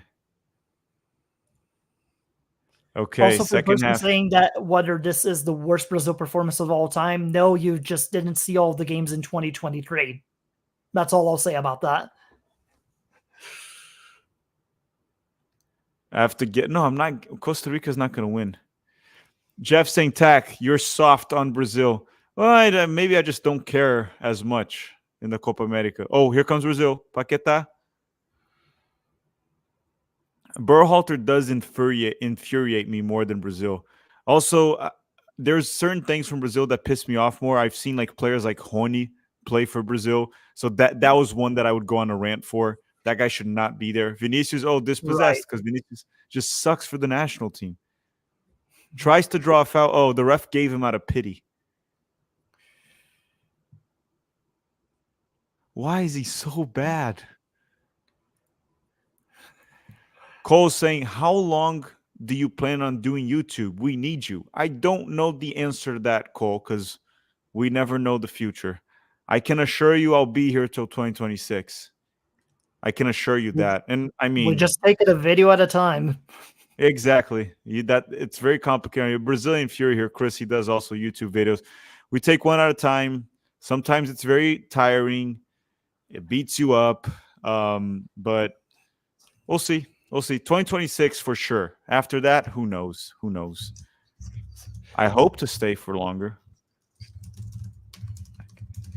Okay, Brazil recovers the ball, and that's a foul. Dude. Also, for the person saying that we talk hating on Palmeiras players, finally, no, we just think Coney sucks. We've thought that for the last 2 years, in fact. He's a pace and merchant. Everyone will say we're biased for Palmeiras, but we don't want Rony in the seleção. I want Rony to pack his bags and go to the US. If LAFC wants to buy him, like the rumors are saying over the last couple of days, by all means, I will personally go down to São Paulo and help pack his bags. Just saying. Enough is enough of that. And now, Waka, I'm also a Palmeiras fan, so both Tak and I are very much Palmeiras pilled here on our side of the spectrum. So, Corinthians, São Paulo, and Santos fans, we do not apologize for anything. Oh, but let's see.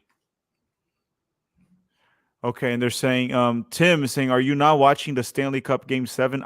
Tim, I didn't even know that there was the NHL final happening today. It's kind of. I've been keeping an eye on the result for it, mainly because what's been happening on that one, Tak, is that the Florida Panthers, who are like the Eastern Conference team that won it, they were up 3-0 on the Edmonton Oilers, who are the Western Conference representatives. Edmonton came back in the series, winning 3 straight, and basically this is the winner takes all game. So if Edmonton somehow manages to win, basically Florida did the biggest choke job in possibly NHL history at this point, doing it on the final like that. Vinicius, bad touch, of course, because he has to suck for Brazil. And then terrible cross, too. Oh, my God, that's a goal kick. Why is he so freaking bad?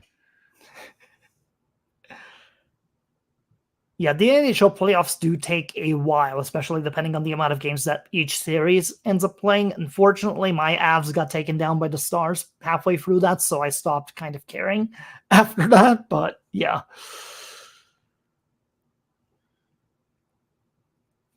Dude, he has the sub in Endrick. It's way past due. We're already 6 minutes into the second half. And we're not doing I need some changes by the 60th at this point if they don't score. Plain and simple. I would honestly sub Vinicius out. He's been horrible today. Him and I agree. Rodrigo's been fine. Yeah, him and Rafinha both, I think, need to be substituted outright. Yeah, just take Vinicius out, put Endrick. Endrick will play up top. Take Rafinha out, put Savinho. Make the substitutions now. They've been terrible. Oh, God. That's the thing I talk about Brazilian coaches. They're just all vibes. They don't really have a feel for the game of actually making even sometimes you have to make impulsive subs. You know? You have to just go a lot of it is just they're depending on high-end talent to bail them out each time, and you can only go to that well one too many times. I mean, Fernando Diniz is a great example of that. Like last year, Fluminense won the Copa Libertadores. They have a solid top 7 performance in the Campeonato Brasileiro, and then this year they lose in the Carioca semifinals. They barely get through their games in the Copa do Brasil, and then they only have they have 6 points in 11 games, and he gets fired after a derby against Flamengo just a day ago. So, yeah, things change on a whim sometimes, especially if your teams are not doing well. Well, because also the coaches there, it's not like they're successful usually because of a consistent good job that's being done or some Yeah, methodology. They just a get lot of it lucky. is reputation Well, as well. reputation and luck. It's just kind of like Fluminense had talent. The talent bailed him out. He won the Libertadores and boom. But then he can't consistently replicate that success because it was just luck. Cross goes in, and that'll be a corner for Brazil, or no? Rodrigo hit it out. My goodness. Tack, are you planning on watching the Olympics? Yes, I will 100% watch the Olympics. I love the Olympics, not just soccer. I watch most sports. I think the Olympics is really fun, just in general. Yeah, you tend to get a couple of fun events there, usually, whether it's swimming and whatnot as well. I usually tend to fall sweating like considerably during the Olympics, which is kind of crazy. Not something I often do, but it's fun. Volleyball is usually pretty fun as well, too. Track is fun, dude. Track. Track, yeah, as well. Definitely.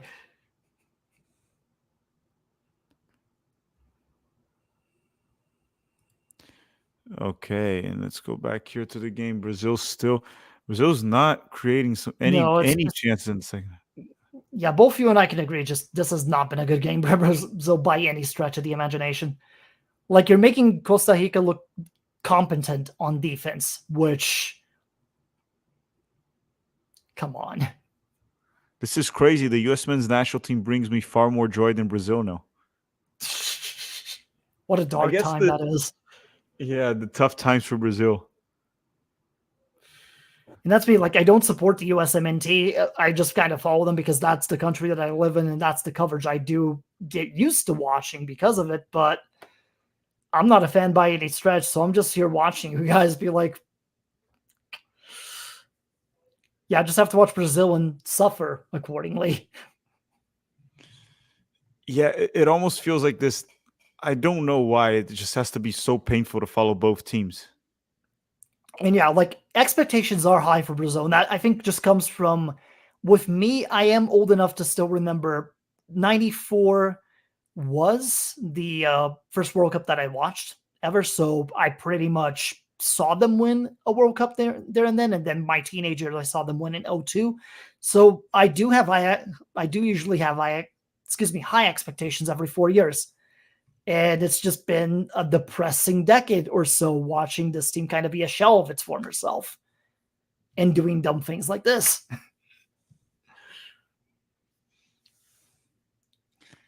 Dude, how do y'all think Ronaldinho's feeling right now? I think he's probably upset that he's going to lose out on another parlay he put up for this game. Like, you have this dude directly talking about wanting to make crypto public. Like, this man is down bad on the financial sense.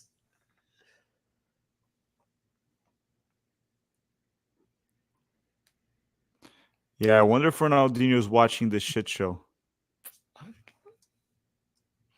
Also, for the person that said that because I live in the US, I need to support the USA or else it's treason. I guess I'm just a treason kind of guy. Yeah, you don't have to support the US. I mean, I'm sure you end up kind of supporting them like in CONCACAF and shit. I'm pretty sure. I'd say they're a better option than supporting Mexico or Canada by a mile. Yeah, you have no Absolutely. connection to those countries too. Oh, so the for the person that asked about the Ottawa kit scarf, reason for that mainly is I initially got started as a football manager YouTuber on my side of the spectrum. I play in a network online save with 7 other North American creators over on Twitch. We're playing the CPL right now, the Canadian Premier League, and I just found the scarf for like $10 on eBay. Just decided to buy it, and because I am managing Atletico Ottawa in that save, so that's the reason for that. Dude, it's gonna be hard for Vinicius. Like what you were saying earlier, it's true. It's gonna be hard for Vinicius to win the Ballon d'Or playing like this for Brazil over the summer. When even though England sucks, Jude Bellingham has at least been showing up for them for the most part. Mm-hmm. Yeah. And for the person saying, can we all now admit Neymar faz muita falta? Yeah, he does. He's been the core of this team for the past decade plus. It's like they can't figure out how to play without him right now. And it shows. Well, and the thing with it too is Neymar hasn't just been key for this; he's been carrying the Brazilian Mhm. national team for years. Yeah. And we're seeing it. Look at how this team is without Neymar. No passion, no drive, no inspiration, no creativity, no killer instinct. Vinicius can't do crap. Again, dispossessed. He gets a corner, but he's dispossessed again. 80s nostalgia guy is saying if you had a tournament with the top 5 teams in South America versus the top 5 teams in Europe, which nation would finish first, second, and third? Well, the top 5 in South America would be Brazil, Argentina, Uruguay, and Colombia. Right? That's 4 or 5. That's Brazil, 4. And then I guess fifth one, Chile, Ecuador, maybe? probably. No, Wait, no, you're Chile. right. Ecuador, yeah. Mhm. Yeah, Ecuador. Uh, Ecuador will probably finish last out of the Europeans and South Americans. Then But I after mean, that, in terms of a top three, yeah, that's interesting with Europe being involved because um are are you asking us in terms of like what FIFA rankings are right now for top five Europe teams, or do you have specific ones in mind? Because that can make a difference for sure. yeah, who would be the top 5 in Europe? It would be France. Germany might be right now, even though they're not ranked high. England, even though they kind of the game is getting a bit physical here. So if we're going by FIFA rankings, Europe right now, France, Belgium, England, Portugal, Netherlands. Argentina as first, France as second. And then I'd say, honestly, I would put third is kind of a tough choice. I mean, if England had a better manager, they would be third, in my opinion. I just can't put this Brazil team in third place right now, not in this current like 2023-24 form. Maybe Uruguay. Yeah. Argentina, France, Uruguay. There you go. For me specifically. Yeah, probably something around that. I've been liking Spain quite a bit in the Euros. Yeah, Spain's I, just below Netherlands in terms of like the FIFA rankings wise, but I think they've got they're some playing good better. players They're playing coming up, and better. they've been playing better. Oh Yeah, my god, what definitely. was that cross from Rafinha? What does this guy even do? Oh my goodness. Rafinha is also another guy that I think is just like a pace and vibes merchant personally at this point. He hasn't had a lot of memorable stuff going for him either. No, the Brazilian players for the most part, none of these have. Endrick has the most memorable one, scoring it at the Wembley, scoring in Madrid. Everyone else just kind of sucks a lot. Bruno Guimarães, Rodrigo opens up to Rafinha and his good vibes, pass in the middle to Paquetá, and Paquetá just gives it back to Costa Rica as if this is fucking charity at this point. Just give them back the ball. Oh boy.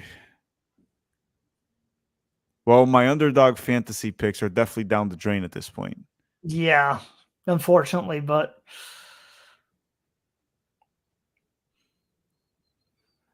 Dude, minute 60, Dorival has not made one substitution. He has not made one substitution. Minute 60. This team can't create shit, and he doesn't make yeah. a substitution. You have Savinho on the bench, Endrick, Douglas Luiz.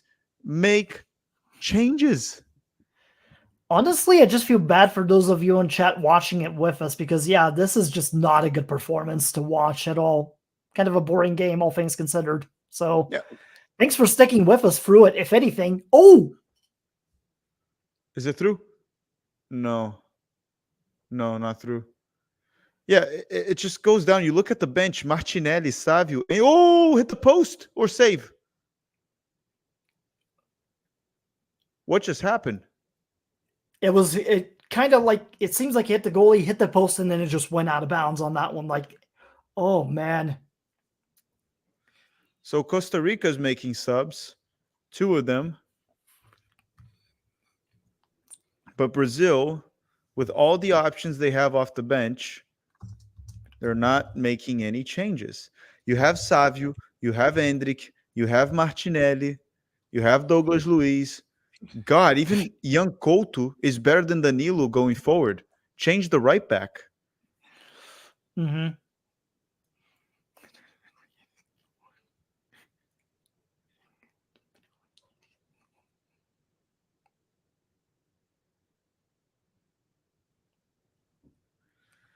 Oh boy. Okay, back here. Allison. Brazil trying to play out of the back. And Costa Rica is even starting to press a little bit here. They're gaining Yeah, confidence. true.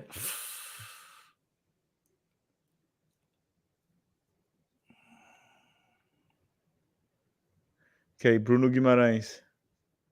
Oh, Out for wide. fuck's sakes, Vinicius. Danilo. Well, let's cross the ball. And then Vinicius will get there and probably do nothing with it. Vinicius gets there. Watch. Vinicius. And he lost the ball again. Yeah, He sucks so bad. that's why I just cursed right now. Pain. It's the problem is like it's tough to bench him, right? He's fighting for a Ballon d'Or. Who do you start also? Martinelli for him? Might as well try something different. Yeah. Get the point across that this sort of level is just not gonna do. Oh my god, they're saying they can do a drinking game. Drinking game. Take a shot every time Vinicius loses the ball. Alcohol Oh poison god, by we'd be the end of the drunk stream. very, very quickly at this point. I'll be at the ER by the end of the stream. Or not even by the end, halfway through it probably. Paquetá, dispossessed, Costa Rica gets the ball. We'd be having to call the medics for you on stream, and I have to figure out with your producers to how to stop the stream somehow. The stream just going on forever. Just stays on loop until you actually get back from the hospital like 4 days later. Look, if I end up in the hospital due to a live stream, I'm gonna need a lot of super chats to pay the bill. So just keep it This live. is true. The American healthcare system is no jokes. He is not kidding here, folks. It's pricey. It's pricey. So if just for context here, I've had a lot of surgeries in my life, unfortunately. 3 knee surgeries, by the way, and appendicitis. And you always see the full bill. Even if you have insurance, you see the total cost. Like a simple ACL surgery is close to $100,000 if you don't have insurance. Which back in the day, I was telling my dad also. I just told him like, listen, if I didn't have health insurance, I probably would just walk around limping. Probably just not get surgery.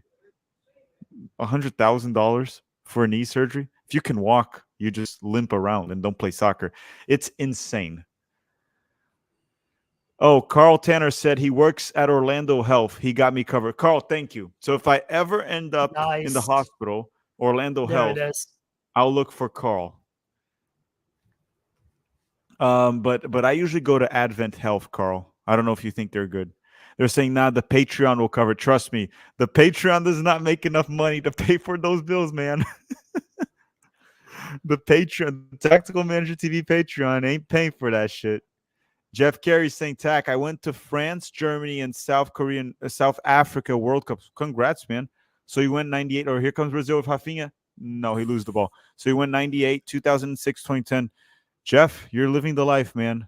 I only went to the 2014 World Cup, and then obviously I'm going to go to 2026 because I'm here already. Ed is asking, would Johnny Cardoso make the Brazil team right now? Probably not. He would be competing with Douglas Luiz, Ederson, João Gomes. Honestly, he would be fighting that. Like, Johnny can probably fight for a spot with João Gomes. Starter for Real Betis. Could fight for it. I don't think he would make the roster, but he could fight for it in the near future. Okay, who has the ball there? Bruno Guimarães, Paquetá. Paquetá tries the through ball to no one. It seems like these players also don't know how to make those runs. They just don't find space. Dude, 70 minutes. Is Dorival going to make a substitution? Yeah, I don't see it happening, unfortunately. At Stupid, this rate, idiotic thing. Okay, looks like Endrick is warming up now. Finally, I do see him on the. I saw him just pop up near the bench there. Yeah, seems like subs are finally coming. Yeah, a little bit. About what should have been done like 15 minutes earlier, but that's just me. Oh, 69th minute. Not yet. Another not like yet. 30 seconds. Yeah. The chat's getting a little antsy there. It's bad luck if you 69 before you 69. True, but we didn't say the exact word yet, so fellas, There's a right time to 69. Y'all get that? Capiche? So right now, nice. Nice. Just the substitutions are happening too. Nice. Yeah, nice. Hendrik is on minute 69. Nice. And Savio, is Dorival watching the stream? Has he been watching us complain about it for the past 35, 40 minutes? Longer, Has like actually, headphones on, think of it. and he can speak good English. Dorival Jr. That's a secret. He just knows he's fully fluent in English and just has not told anybody. And Kevin Paul is saying FS1 table even put Costa Rica about each Brazil. What does that mean, Kevin? FS1 table even put Costa Rica about, like they put maybe him on they're level saying with Brazil in terms of like it being a draw. it's not close. Like Brazil's been quite better than Costa Rica. It's just Brazil can't really create. But the talent gap is quite evident. But everyone, if you could kindly get those likes up, let's try to hit, I don't know, 1,000 likes, So something like that. is coming in, but I guess for who, I guess, is what they're trying to determine. It seems like Dorival's signaling for Vinicius Jr. to be substituted because he held up a 7 instead of yep, it is. Vinny Jr.'s out, Enrique's in. Seth saying, Tack, you see your boy Herc give you a nod to you? Where? When, Seth? Let me know in the chat. Don't getting the Road Warrior pop as he came in. Nice. What would give a nod mean in that sense? What is he trying to mean by give a nod? Mention you during a broadcast program or something. So if you have the specific... No, I get that, but is he saying like Twitter or is he saying like broadcast? Yeah, exactly. Like specify. Let us know in the comments there. Yeah, that's what I meant, because it could be like Twitter. Mm-hmm. Okay, so Endrick is on now. We're finally gonna score. But yeah, Seth, let me know, and then I'll text Herc. Oh, Daniel Wallace said Herc gave Talk a shout out when he said your altitude merchants. Endrick already taking a shot on that in the first minute that he's in. See, that's what we were talking about. Oh, he said so. He probably called Bolivia altitude merchants. They are. They are. They are. Let's not make any qualms about it. Zachary Johnson saying Brazil low-key bad. Yes, it's been pretty bad. It's been a lot of possession. Ooh. Savinho down the right. Cuts. Already did more than Vinicius right there. Ricardo, almost an own goal. That. And that was almost an own goal, yes. Hendrik almost forced an own goal. Yeah, no, if anything, we apologize for the slog of a game. Hopefully we've been somewhat entertaining at the very least. I said this 2 years ago, that Brazil has lots of possession, no penetration, which is just masturbation, and it's still the same issue as 2 years ago.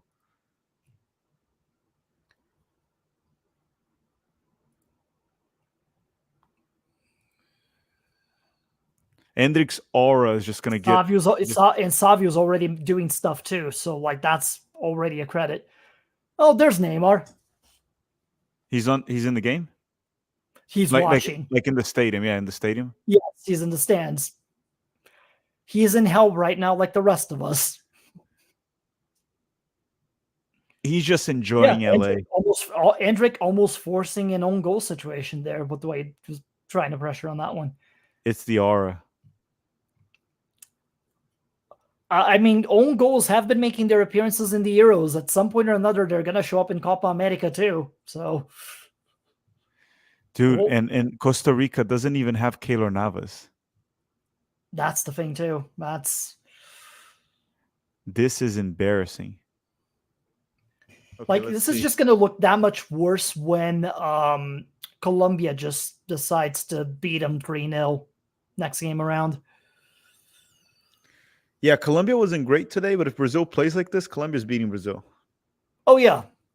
But I mean, like, in general, like, if Colombia plays this Costa Rica team and they beat them 3-0, like, that's just going to show the difference right there.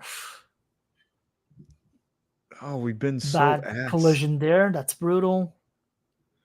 Oof. Yeah, that chance from Paquetá almost making it. And everyone, if you just tuned in, don't forget to smash the like button. Let's try to get 1,000 likes. And if you kindly could subscribe to Tactical Manager TV and to Brazilian Fury, Chris's channel. I put his handle in the description. So if you don't know what his channel is, you just go to the description and you click on the @Brazilian Fury. And he put Brazilian with an S because that's how we spell Brazil in Brazil. It's with an S, not with a Z. In the US, it's with a Z.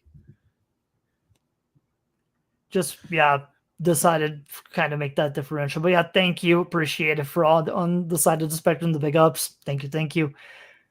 But yeah, at this point, I'm just hoping we can score 1 goal at minimum. Come on. I will say one thing. After this game, I have a fresh 2 pounds of picanha in the fridge. I'm going to go to the barbecue place, make a picanha, go in the hot tub to relax, and then go to sleep. That's what I'm valid. Doing. Yeah, I think that'll make... We've got a question here from Tim Ahern. Apologies if I butchered name. Talk, is Estevão William any good? I'm a Chelsea fan. Yes, Estevão is great. He's still raw in a lot of aspects of his game, but he is starting to get consistent playing time with Palmeiras and already looking really good doing it. I think he'll be a great player for you all if your team and your managers can figure out how to play him and the other 4 wingers that you have on your roster right now that are like under 23. So I you know what I should get for the channel? Like a whiskey brand or something to start sponsoring, so I can start drinking a bit during these games. Drinking on the job, quite literally, yeah, but justifiable, right? It's like, why are you drinking? Well, I'm sponsored by them. I have to. Like, it's not really that I want to. I have to. You're on brand in the literal sense of the word. Exactly. It's a good excuse to go completely drunk, get hammered in the middle of a stream. It's the perfect excuse that I kind of need right now. And then Ghost Card 21, thank you for the super chat saying, Yo, Tac, last stream, Mexico versus Jamaica. I told you I got tickets for the United States versus Bolivia. First time, amazing experience. Now back to California. I had to sleep due to jet lag, missed the first half. What the F is going on? I thought Brazil would be already winning. Brazil's been just dominating possession for the most part and not creating much. In the first half, Brazil created a bit more. I thought Brazil was better in the first half, surprisingly. But the second half has been abysmal, and Dorival took too long to make changes. So for that reason, it's been kind of horrendous. Just an uninspiring performance overall, unfortunately. But I'm glad you got to enjoy the game between USA and Bolivia and flying out. So glad you had fun. And of course, big shout out for the $20 on the donation too. Big ups on that. Yeah, thank you very much, Ghost Card 21. And I'm glad you enjoyed, and hopefully more people go to games, more people have a good time. If anyone's going to the game in Miami on Saturday, I'll be there. I'm going to be before the game in the casino, the Hard Rock Casino. So if you want to go watch the Euros there with me, I'll be there. Savinho, he's through. And what the heck was that shot? He just shot. Oh, look at Neymar. Neymar's like, what the fuck? Yeah, I get the effort was nice, but just come on, man.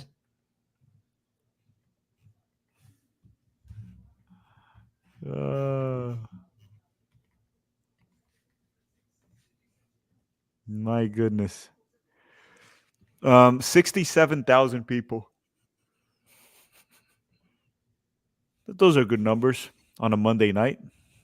Pretty much. I feel so bad for these people, though. Imagine paying to go to this shit show. And paying a lot on top of it, too. Because California prices are not cheap.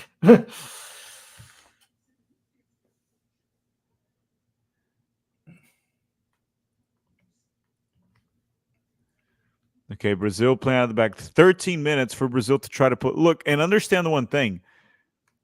If Brazil doesn't win today, they are at risk of getting grouped. Yes. Because Paraguay is not going to be an easy game either by any stretch. And Colombia, they got the better of them last time they played during the friendly rounds last year. So that is a possibility. Well, on top of that... It sucks, unfortunately, but yeah. That's the reality we're facing right now. Well, in Brazil also, for anyone that doesn't remember, the last time we had the Copa America in the United States, Brazil also got grouped. Oh! Ball delivered. Paquetá, okay, he's through. Who was that? Shot from Arana. Saved. Hendrick. Cross from Endrick, cleared. Oh my goodness.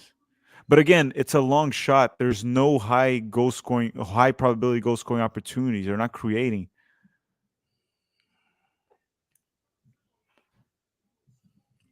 Jeez. Looks like Navas on goal. No, it's not Navas. I Yeah. can assure that's not Keylor Navas. Look, I'll give their proper dues. Like Costa Rica has been defending this like their lives depend on it, and it shows for sure. Like kudos to Yeah. them on that because they've managed to keep like their lines as they are, limit the amount of chances Brazil has had throughout this one, force them to take long shots rather than any real close-up chances. But all the credit in the world for them, even if they haven't had any shots on goal. Like getting a draw against Brazil would be a 0-0 win for Costa Rica if it remains like this. Matt Polkin saying, what's Brazil's XG, though? Brazil's XG right now is 1.3, which is low. The first half was like 1. Brazil barely created in the second. And then giving your location to Jeff, risky tack. That is true.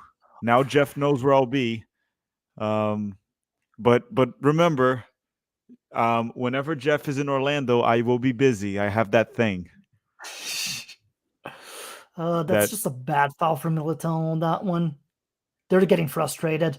Mm-hmm. I mean, fair. We're frustrated with them as Martinelli. it is, but good Lord. They just called Martinelli in. Oh, boy. Okay.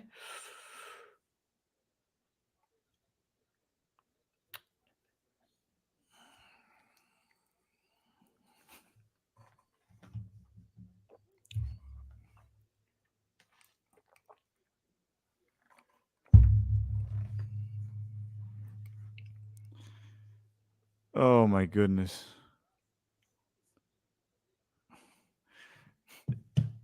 This Brazilian national team is a disgrace, man. It's an absolute shit show. Okay, Martinelli's coming on. I'm not a big fan of Martinelli, if I'm being completely honest. It's probably going to be Endrick with a lucky-ass goal to save Brazil. You know that's going to happen. Bailed by high-end talent. Sounds familiar. And Aura. Just with a different team. Yeah. Oh, goodness. Now, does Moises that is saying... It's a shot on goal for Costa Rica, even though it went way out of bounds? Oh, boy. Ball goes on. Allison, they say Moises is saying the goalkeeper for Costa Rica is playing like Memo Ochoa versus Brazil in 2014. Yeah, and Mexico held Brazil scoreless that game. Yep, they Memo did. Ochoa, man at the match. Memo Ochoa is one of those players. He shows up every 4 years. That's it. Oh. Bruno Guimarães with the ball.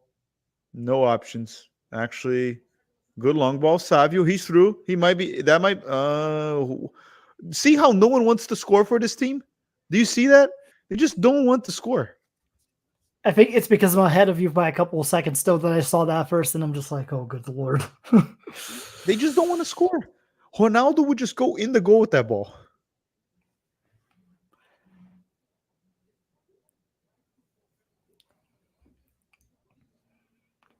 But yeah, at this point, like, this is not the time to get fancy with these chances. Just take shots towards goal. See if you can get a lucky bounce or something. Dude, in Costa Rica, you went through a lot of their results lately. They have been bad. And we're making them look like the best defense in the world right now with the way we're playing. I'm going to need a picanha after, man. And a caipirinha, too. I hear it. Actually, not a caipirinha. Just give me rubbing alcohol. Just give cachaça. Just give you cachaça. No, just rubbing alcohol. Let's go 90%. Just go straight up 90%.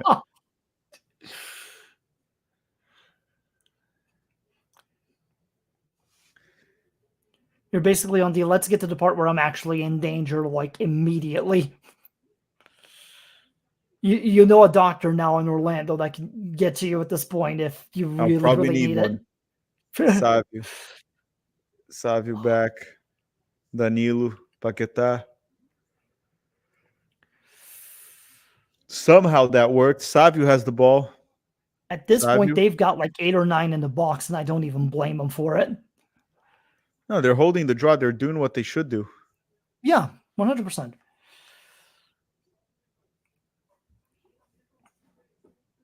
So João Gomes is out, and Martinelli's in for him. Oh, we didn't hear the Portuguese commentary. Did we I hit? think you said, did you say 500 or 300 again? Remind me. I thought I said 300. I don't remember. Let me see here. But are we not at 500? 407. Okay, I'll do the Brazilian Portuguese commentary because the game's almost over anyway. But try to get it to 500 likes, everyone. But I'll do it right now. Who's got it? Bruno Guimarães, toca a bola. Peraí. Toca a bola para Martinelli. Martinelli recebe, abre na esquerda. Guilherme Arana. Vai vir o cruzamento do Brasil. Guilherme Arana tá preso pela ponta esquerda. Abre a jogada com Martinelli. Martinelli volta com Bruno Guimarães. Bruno Guimarães volta lá atrás com Marquinhos. Marquinhos no meio pro Militão. Militão, Brasil mexe a bola para um lado e para o outro muito devagar. Muito devagar. Danilo. Abre a jogada para Savinho. Savinho tá com a bola. Savinho vai para cima da marcação. Corta para dentro. Toca para o meio. Rodrigo, Vinícius Júnior. Savinho cortou para dentro. Vai vir o chute bloqueado. E a Costa Rica. Okay, back to English. I'm tired of this. It's hard to be excited for this. It's hard to be excited for this when Brazil's so slow. Did you see? I was trying to go quick. Yeah. How I was speaking. And they were kind of just holding pace Yes, instead like, of. Should I go quiet? Somebody saying in Portuguese, this is the worst thing I've seen since Bush did 9/11. Dear God, man. Oh my God. Let's not get that extreme. However bad this is, it's not those levels of bad. Close, sure, but not entirely. Savinho was at least trying to dribble the ball and to get across, but just things have not happened. Oh! Savinho cuts inside. Ball wide to Martinelli. Guilherme Arana. This could be it. Cross. No one. Penalty kick? Vinicius tried to get a penalty kick. No, yeah. Vinicius is out. Like, he's not even there anymore. Endrick could replace him. I didn't even notice. I think that was Endrick, actually. Oh! Speaking of it, oh! Militão. Bruno Guimarães. Bruno Guimarães. Long ball. Oh, who's that? Oh boy. Savinho. No, Rodrigo. Who's that? What? What is going on? Does anyone want to score in this Brazilian team? Seriously. Yeah, Rodrigo taking a bit of a dive on that one there. Just come on. Like, please get it together. Like, he got held slightly, but he definitely, like, went forward for that's just a major a flop. call there, which is, yeah, like... Major flop. And then somebody on the Costa Rica team is down right now. Stanley's saying Brazilian are looking like circus merchants. And then Drew Watson saying, is Brazil getting CONCACAF? No, Brazil's just playing like ass. We're playing, it's partly like a CONCACAF. It's a CONCACAFing, and Brazil's playing like it's a CONCACAF team right now. It's like a combination of the two. Not the best.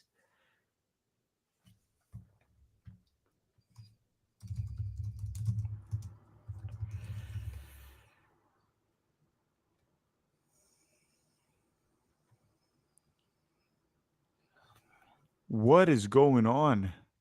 Yeah, it's... Yeah, Rodrigo almost had a chance there just from the kind of the goalie clash there, but just instead of trying to shoot it, he tried to go out wide, which... Oh my goodness. Okay, so one of their guys is coming out. 2 minutes to go. Stretcher. Probably 3 or 4 minutes of extra time, like in the first half, but however you put it, this is just a terrible performance from Brazil and Costa Rica, just doing what they could to hold on to a result at this point. It's incredibly disappointing.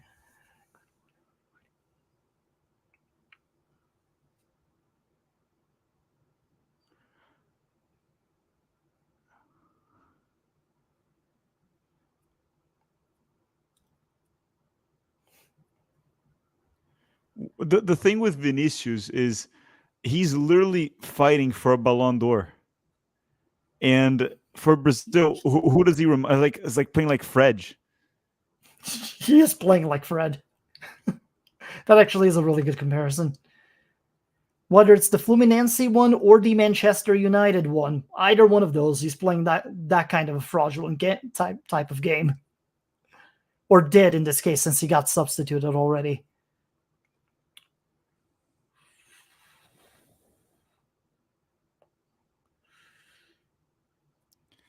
Okay, Brazil again with the ball, Savio. Dude, they're going to tie 0-0 with Costa Rica. Going to tie 0-0 with Costa Rica. What is this?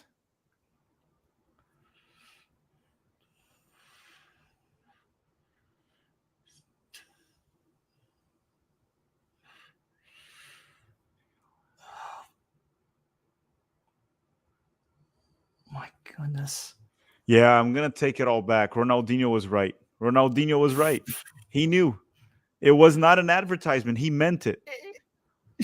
He meant it, and he made money out of an advertisement in the process by saying that he really didn't when he did. Just five-head kind of play from him, I guess. Oh. Okay. Still going. 5 minutes at a time. Hendrik tries to settle in nothing. Patrick Sakira getting player of the match is the right call here on this one. The dude's been a stonewall for this Costa Rica side. Yeah. The thing is, even if Brazil pulls a win, which I think they need to pull a win now because they're starting to get at risk of getting grouped. But even if they pull a win, this was such an abysmal performance that, sure, get out of the group. You can't win the Copa America playing this way. Exactly. Savio cuts inside. Shot goes in. Ooh, Bruno Guimarães misses the target. So even if you win and you get out of the group, if you play this way, it doesn't really matter. Playing like this, you can honestly lose to a team like the United States. And I think even in my hater guide, I said it as much. Like realistic, like in terms of it, like obviously I want Brazil to win the Copa America. Realistically, I know they're gonna screw this up somehow. Games like this are part of how are of kind of fascinating on how they're gonna screw this up by just not getting goals against teams like Costa Rica.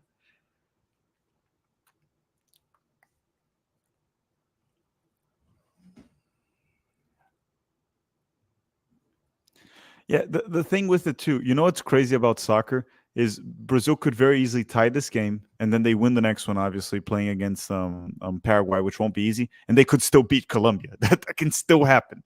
That's how crazy it can be. But it's just a frustrating start, of course.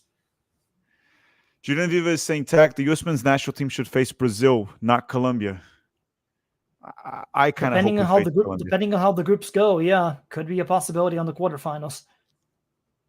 Alexander, that's it, folks. I've had enough. This is a sad moment for those who love Brazilian soccer. It's getting hard to find the spirit to watch the games. It's been for quite some time.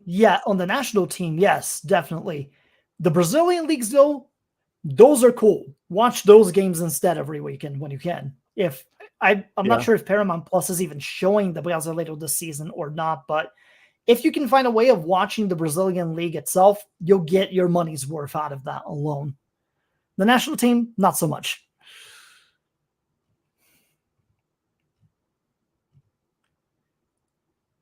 My goodness. No goals against Costa Rica. Danilo. Back. Militão. Another cross to no one. Oh. What the fuck, man? What the hell is going on? Rodrigo just decided to not stretch for that one all the way, and the problem is, like, Dorival Jr. is probably just making him play for the draw at this point, which is even more disappointing.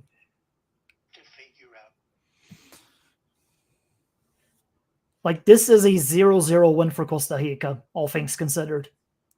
It'll be the same amount of points on the table, but just, man.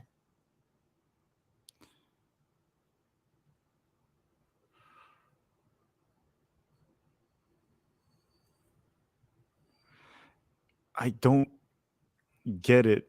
Why? I just don't understand what's going on with this team. Because when you look at the players, it does like these players should be beating Costa Rica with ease. Mm-hmm. Well, I mean, from the universe that I come from, there is a term for any time that you have a team that outpossesses you, outshots you, XGs, whatever the case, but you still get a bad result against them. Brazil's getting FM'd by Costa Rica right now. Just the nature of the beast shows that it can happen in game as well as in real life. So, but yeah, Brazil, just terrible performance, all things considered. I'm also starting to question the U.S. men's national team's draw with Brazil. Should we start questioning that as American soccer fans too?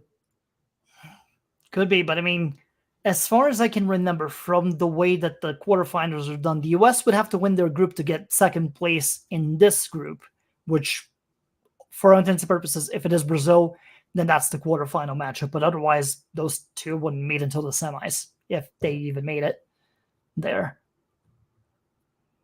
But yeah, it's a no draw. Very, very disappointing. Yeah, but if anything, thanks to you all who were here, who stuck around with us for this one, because it was a sludge of a game to go through. And that's game 0-0. I'm starting to have second thoughts about that the draw. Major support side of the spectrum. Yeah, valid. Yeah. So let me see here in the chat if we didn't miss anyone. Real Madrid 15 Champions League saying, be honest. Costa Rica, Argentina, Uruguay smoked this Brazil team. From what we've seen so far in the Copa America, yes. Right now, yes. If we look simply based off performances, it will probably be Argentina and Uruguay, probably the top two. I thought Argentina played well against Canada. Uruguay was amazing in the first half, but really struggled in the second half. I don't think Colombia played well today by any means, but they did get the win. They got the win. They scored 2 goals, unlike Brazil. Right now, the top 3 perform. If we do a power ranking for the first round of the Copa America, it would be Argentina, Uruguay, and Colombia, the top 3. Brazil doesn't make the top 3 right now. No. And the only reason they're in the middle of the table, basically, right now, at best. Yeah, I mean, if you look at multiple performances here, the way Brazil played, they would struggle against Venezuela, against Ecuador, the U.S., against everyone. Brazil has been quite poor, which kind of sucks because just before we close the stream here, and thank you for the super chat, Larry Lowe, saying Costa Rica wins 0-0. By the way, Chris, I think we can all agree one thing. Massive props to Costa Rica. They knew how to defend. They knew how to play the low block. They neutralized Brazil. It's not just about shitting on Brazil, because we will be shitting on Brazil for the next 5 minutes probably. But Costa Rica did a tremendous job, and we will not take credit away from that too. Gustavo Alfaro, their coach, fantastic job. They defended and did what they needed to do. And again, for Costa Rica, especially as a team that's transitioning out of a golden generation and trying to find that new generation of players that are going to be coming in and doing it, this is a signature kind of game for them to really build on for the next couple of years, especially with them being part of CONCACAF qualifiers as well on top of it too. So that's something that they can take with them, that they were able to hold Brazil to a 0-0 draw into future games, not just in Copa America, but also beyond that. And Costa Rica should approach the same way when they play Colombia. Try to get another draw. And if you get a draw with that, you try to get that 1-0 win with Paraguay, 5 points, and you might be through. No, 5 points, you're definitely through. So props to Costa Rica. Jeff Carey said fire Berhalter. I still support that. But very quickly to the game, Brazil had a very rough 2023, but the problem was we didn't have a coach. It was Ramon in charge. He's a complete imbecile. And then after that, they put Fernando Diniz, which to me, he's a fraud. People kept trying to hype Fernando Diniz. I kept saying it. No, it's nonsense. He self-implodes every time. We saw that with São Paulo, and then now obviously self-implode again. It didn't work with Fernando Diniz. Nevertheless, a couple months later, he's getting fired from Fluminense. So proven right there. But then Brazil finally got a coach, Dorival Jr., a coach that I don't think Dorival's horrible by any means. I think he's like mid. He's like mediocre. Can we agree on that? Like, mediocre to bad. Yes, let's go with that. Yeah, and then today it was another evidence of that. Brazil has. Here's the thing: the whole narrative that Brazil has fallen off. Brazil had better players in the past, but Brazil should be beating Costa Rica with these players. It should be happening. There's major issues with this team, the mentality, the leadership, the coaching. It's far deeper than that. The player selection, for the most part, it's fine. They have to turn it back up, and I think this team is missing too much Neymar. Vinicius ain't it. Like, this is a Ballon d'Or candidate that has 3 goals for Brazil. Forward. He is a forward for Brazil, Ballon d'Or candidate that has 3 goals in 31 matches. It's bad. Like, and then I don't get it. Also, I think, has like 6 goals in like 24 or 25 caps, something along those lines. Just that front 3 has not been good, to the point where, again, I think Endrick should be starting from the get-go. If you need to put Vinicius Jr. and Rodrigo still, put him on the wings, let Endrick be up front. Try that for 90 minutes and see if you can get something out of it. Because those 3 are going to be playing in Real Madrid together sooner or later anyway. So the main thing that I don't get out of all of this is the team could be playing better, should be playing better, and there's no explanation. I just think Dorival ain't it. They're gonna have to get a foreign coach to shake things up. It's going to have to happen. Someone has to shake things up. I'll give them the benefit of the doubt in this tournament because they will be playing on Friday. Brazil will be playing on Friday, Paraguay. But if they don't beat Paraguay, qualification's at risk. But we'll give them the benefit of the doubt. We'll see if Brazil can turn it up. They have the quality players, but they're just not showing it. Everyone sucked. It was a terrible game. But I am the most disappointed with Vinicius Jr. because Neymar has heard shit his entire career. It was always shit after shit on Neymar in terms of like on-field performances. He can't win anything, can't do anything. If he was putting, like, where's the pressure on Vinicius with all of this? He's supposed to be the new guy to lead us somewhere. What is going on? But anyhow, that's all for today. Guys, we'll be doing tomorrow. I'll probably drop a preview for United States versus Panama. Chris, are you dropping any videos that you want to advertise on Brazilian Fury before we go? I mean, outside of the Haters Guide to Copa America that I just did this past week, and that's pretty much my main thing I was working on for about 2.5 weeks, and then I'm just working on some other stuff beneath, different, trying to figure out what I'm going to do next in terms of a video essay, whether it's on Abel Ferreira. I've been thinking about doing something on the Good Now as well, on that whole Grêmio International rivalry. Even something on Romário versus Bebeto has been on my mind as well, to explore that. Because really, a lot of people don't know from the mid-90s is that those two may have been like a great partnership in that cup, but they were like intense rivals for the longest time before that came together. So be something interesting to explore at some point or another. But right now, just the Haters Guide to Copa America on my channel. Go watch that whenever you can. Yeah, we'll leave it at that. Yeah, okay. And the link to his channel is in the description of this video, so you can check that out. The link to playing Underdog Fantasy is also in the description of this video. The promo code is TMTV, so you can go check that out. And then Matthew Dominguez is saying, ole, ole, ole, ticos, ticos. And by the way, I do want to give massive props once again to Costa Rica. Gustavo Alfaro got the tactics right, played a nice low block, back 5, held Brazil, congested that midfield, did not give Brazil space. Costa Rica did a tremendous job. All the credit to that, because we don't want to shit on Brazil and take away credit from what Costa definitely Rica not. did. Because it's a situation which that 5-3-2 that they played worked to perfection. Limited chances on the wings. And again, I think somebody else mentioned on the comments, I can't remember who, my apologies, that in terms of Vini Jr. not being the only problem, but also with the situation with our fullbacks and having a competent 10. There's definitely factors there and considerable arguments that can be made for sure. But I think when you consider, I guess, Vini Jr.'s club form and how he does with Real Madrid and then coming into Brazil and just not performing it, it's we just expect more out of the guy because we know he can be better. Just he hasn't shown it when he's wearing a canary yellow kit. So, all right, everyone. Thank you very much for watching. Check the links in the description of this video. Have a great night. Bye-bye.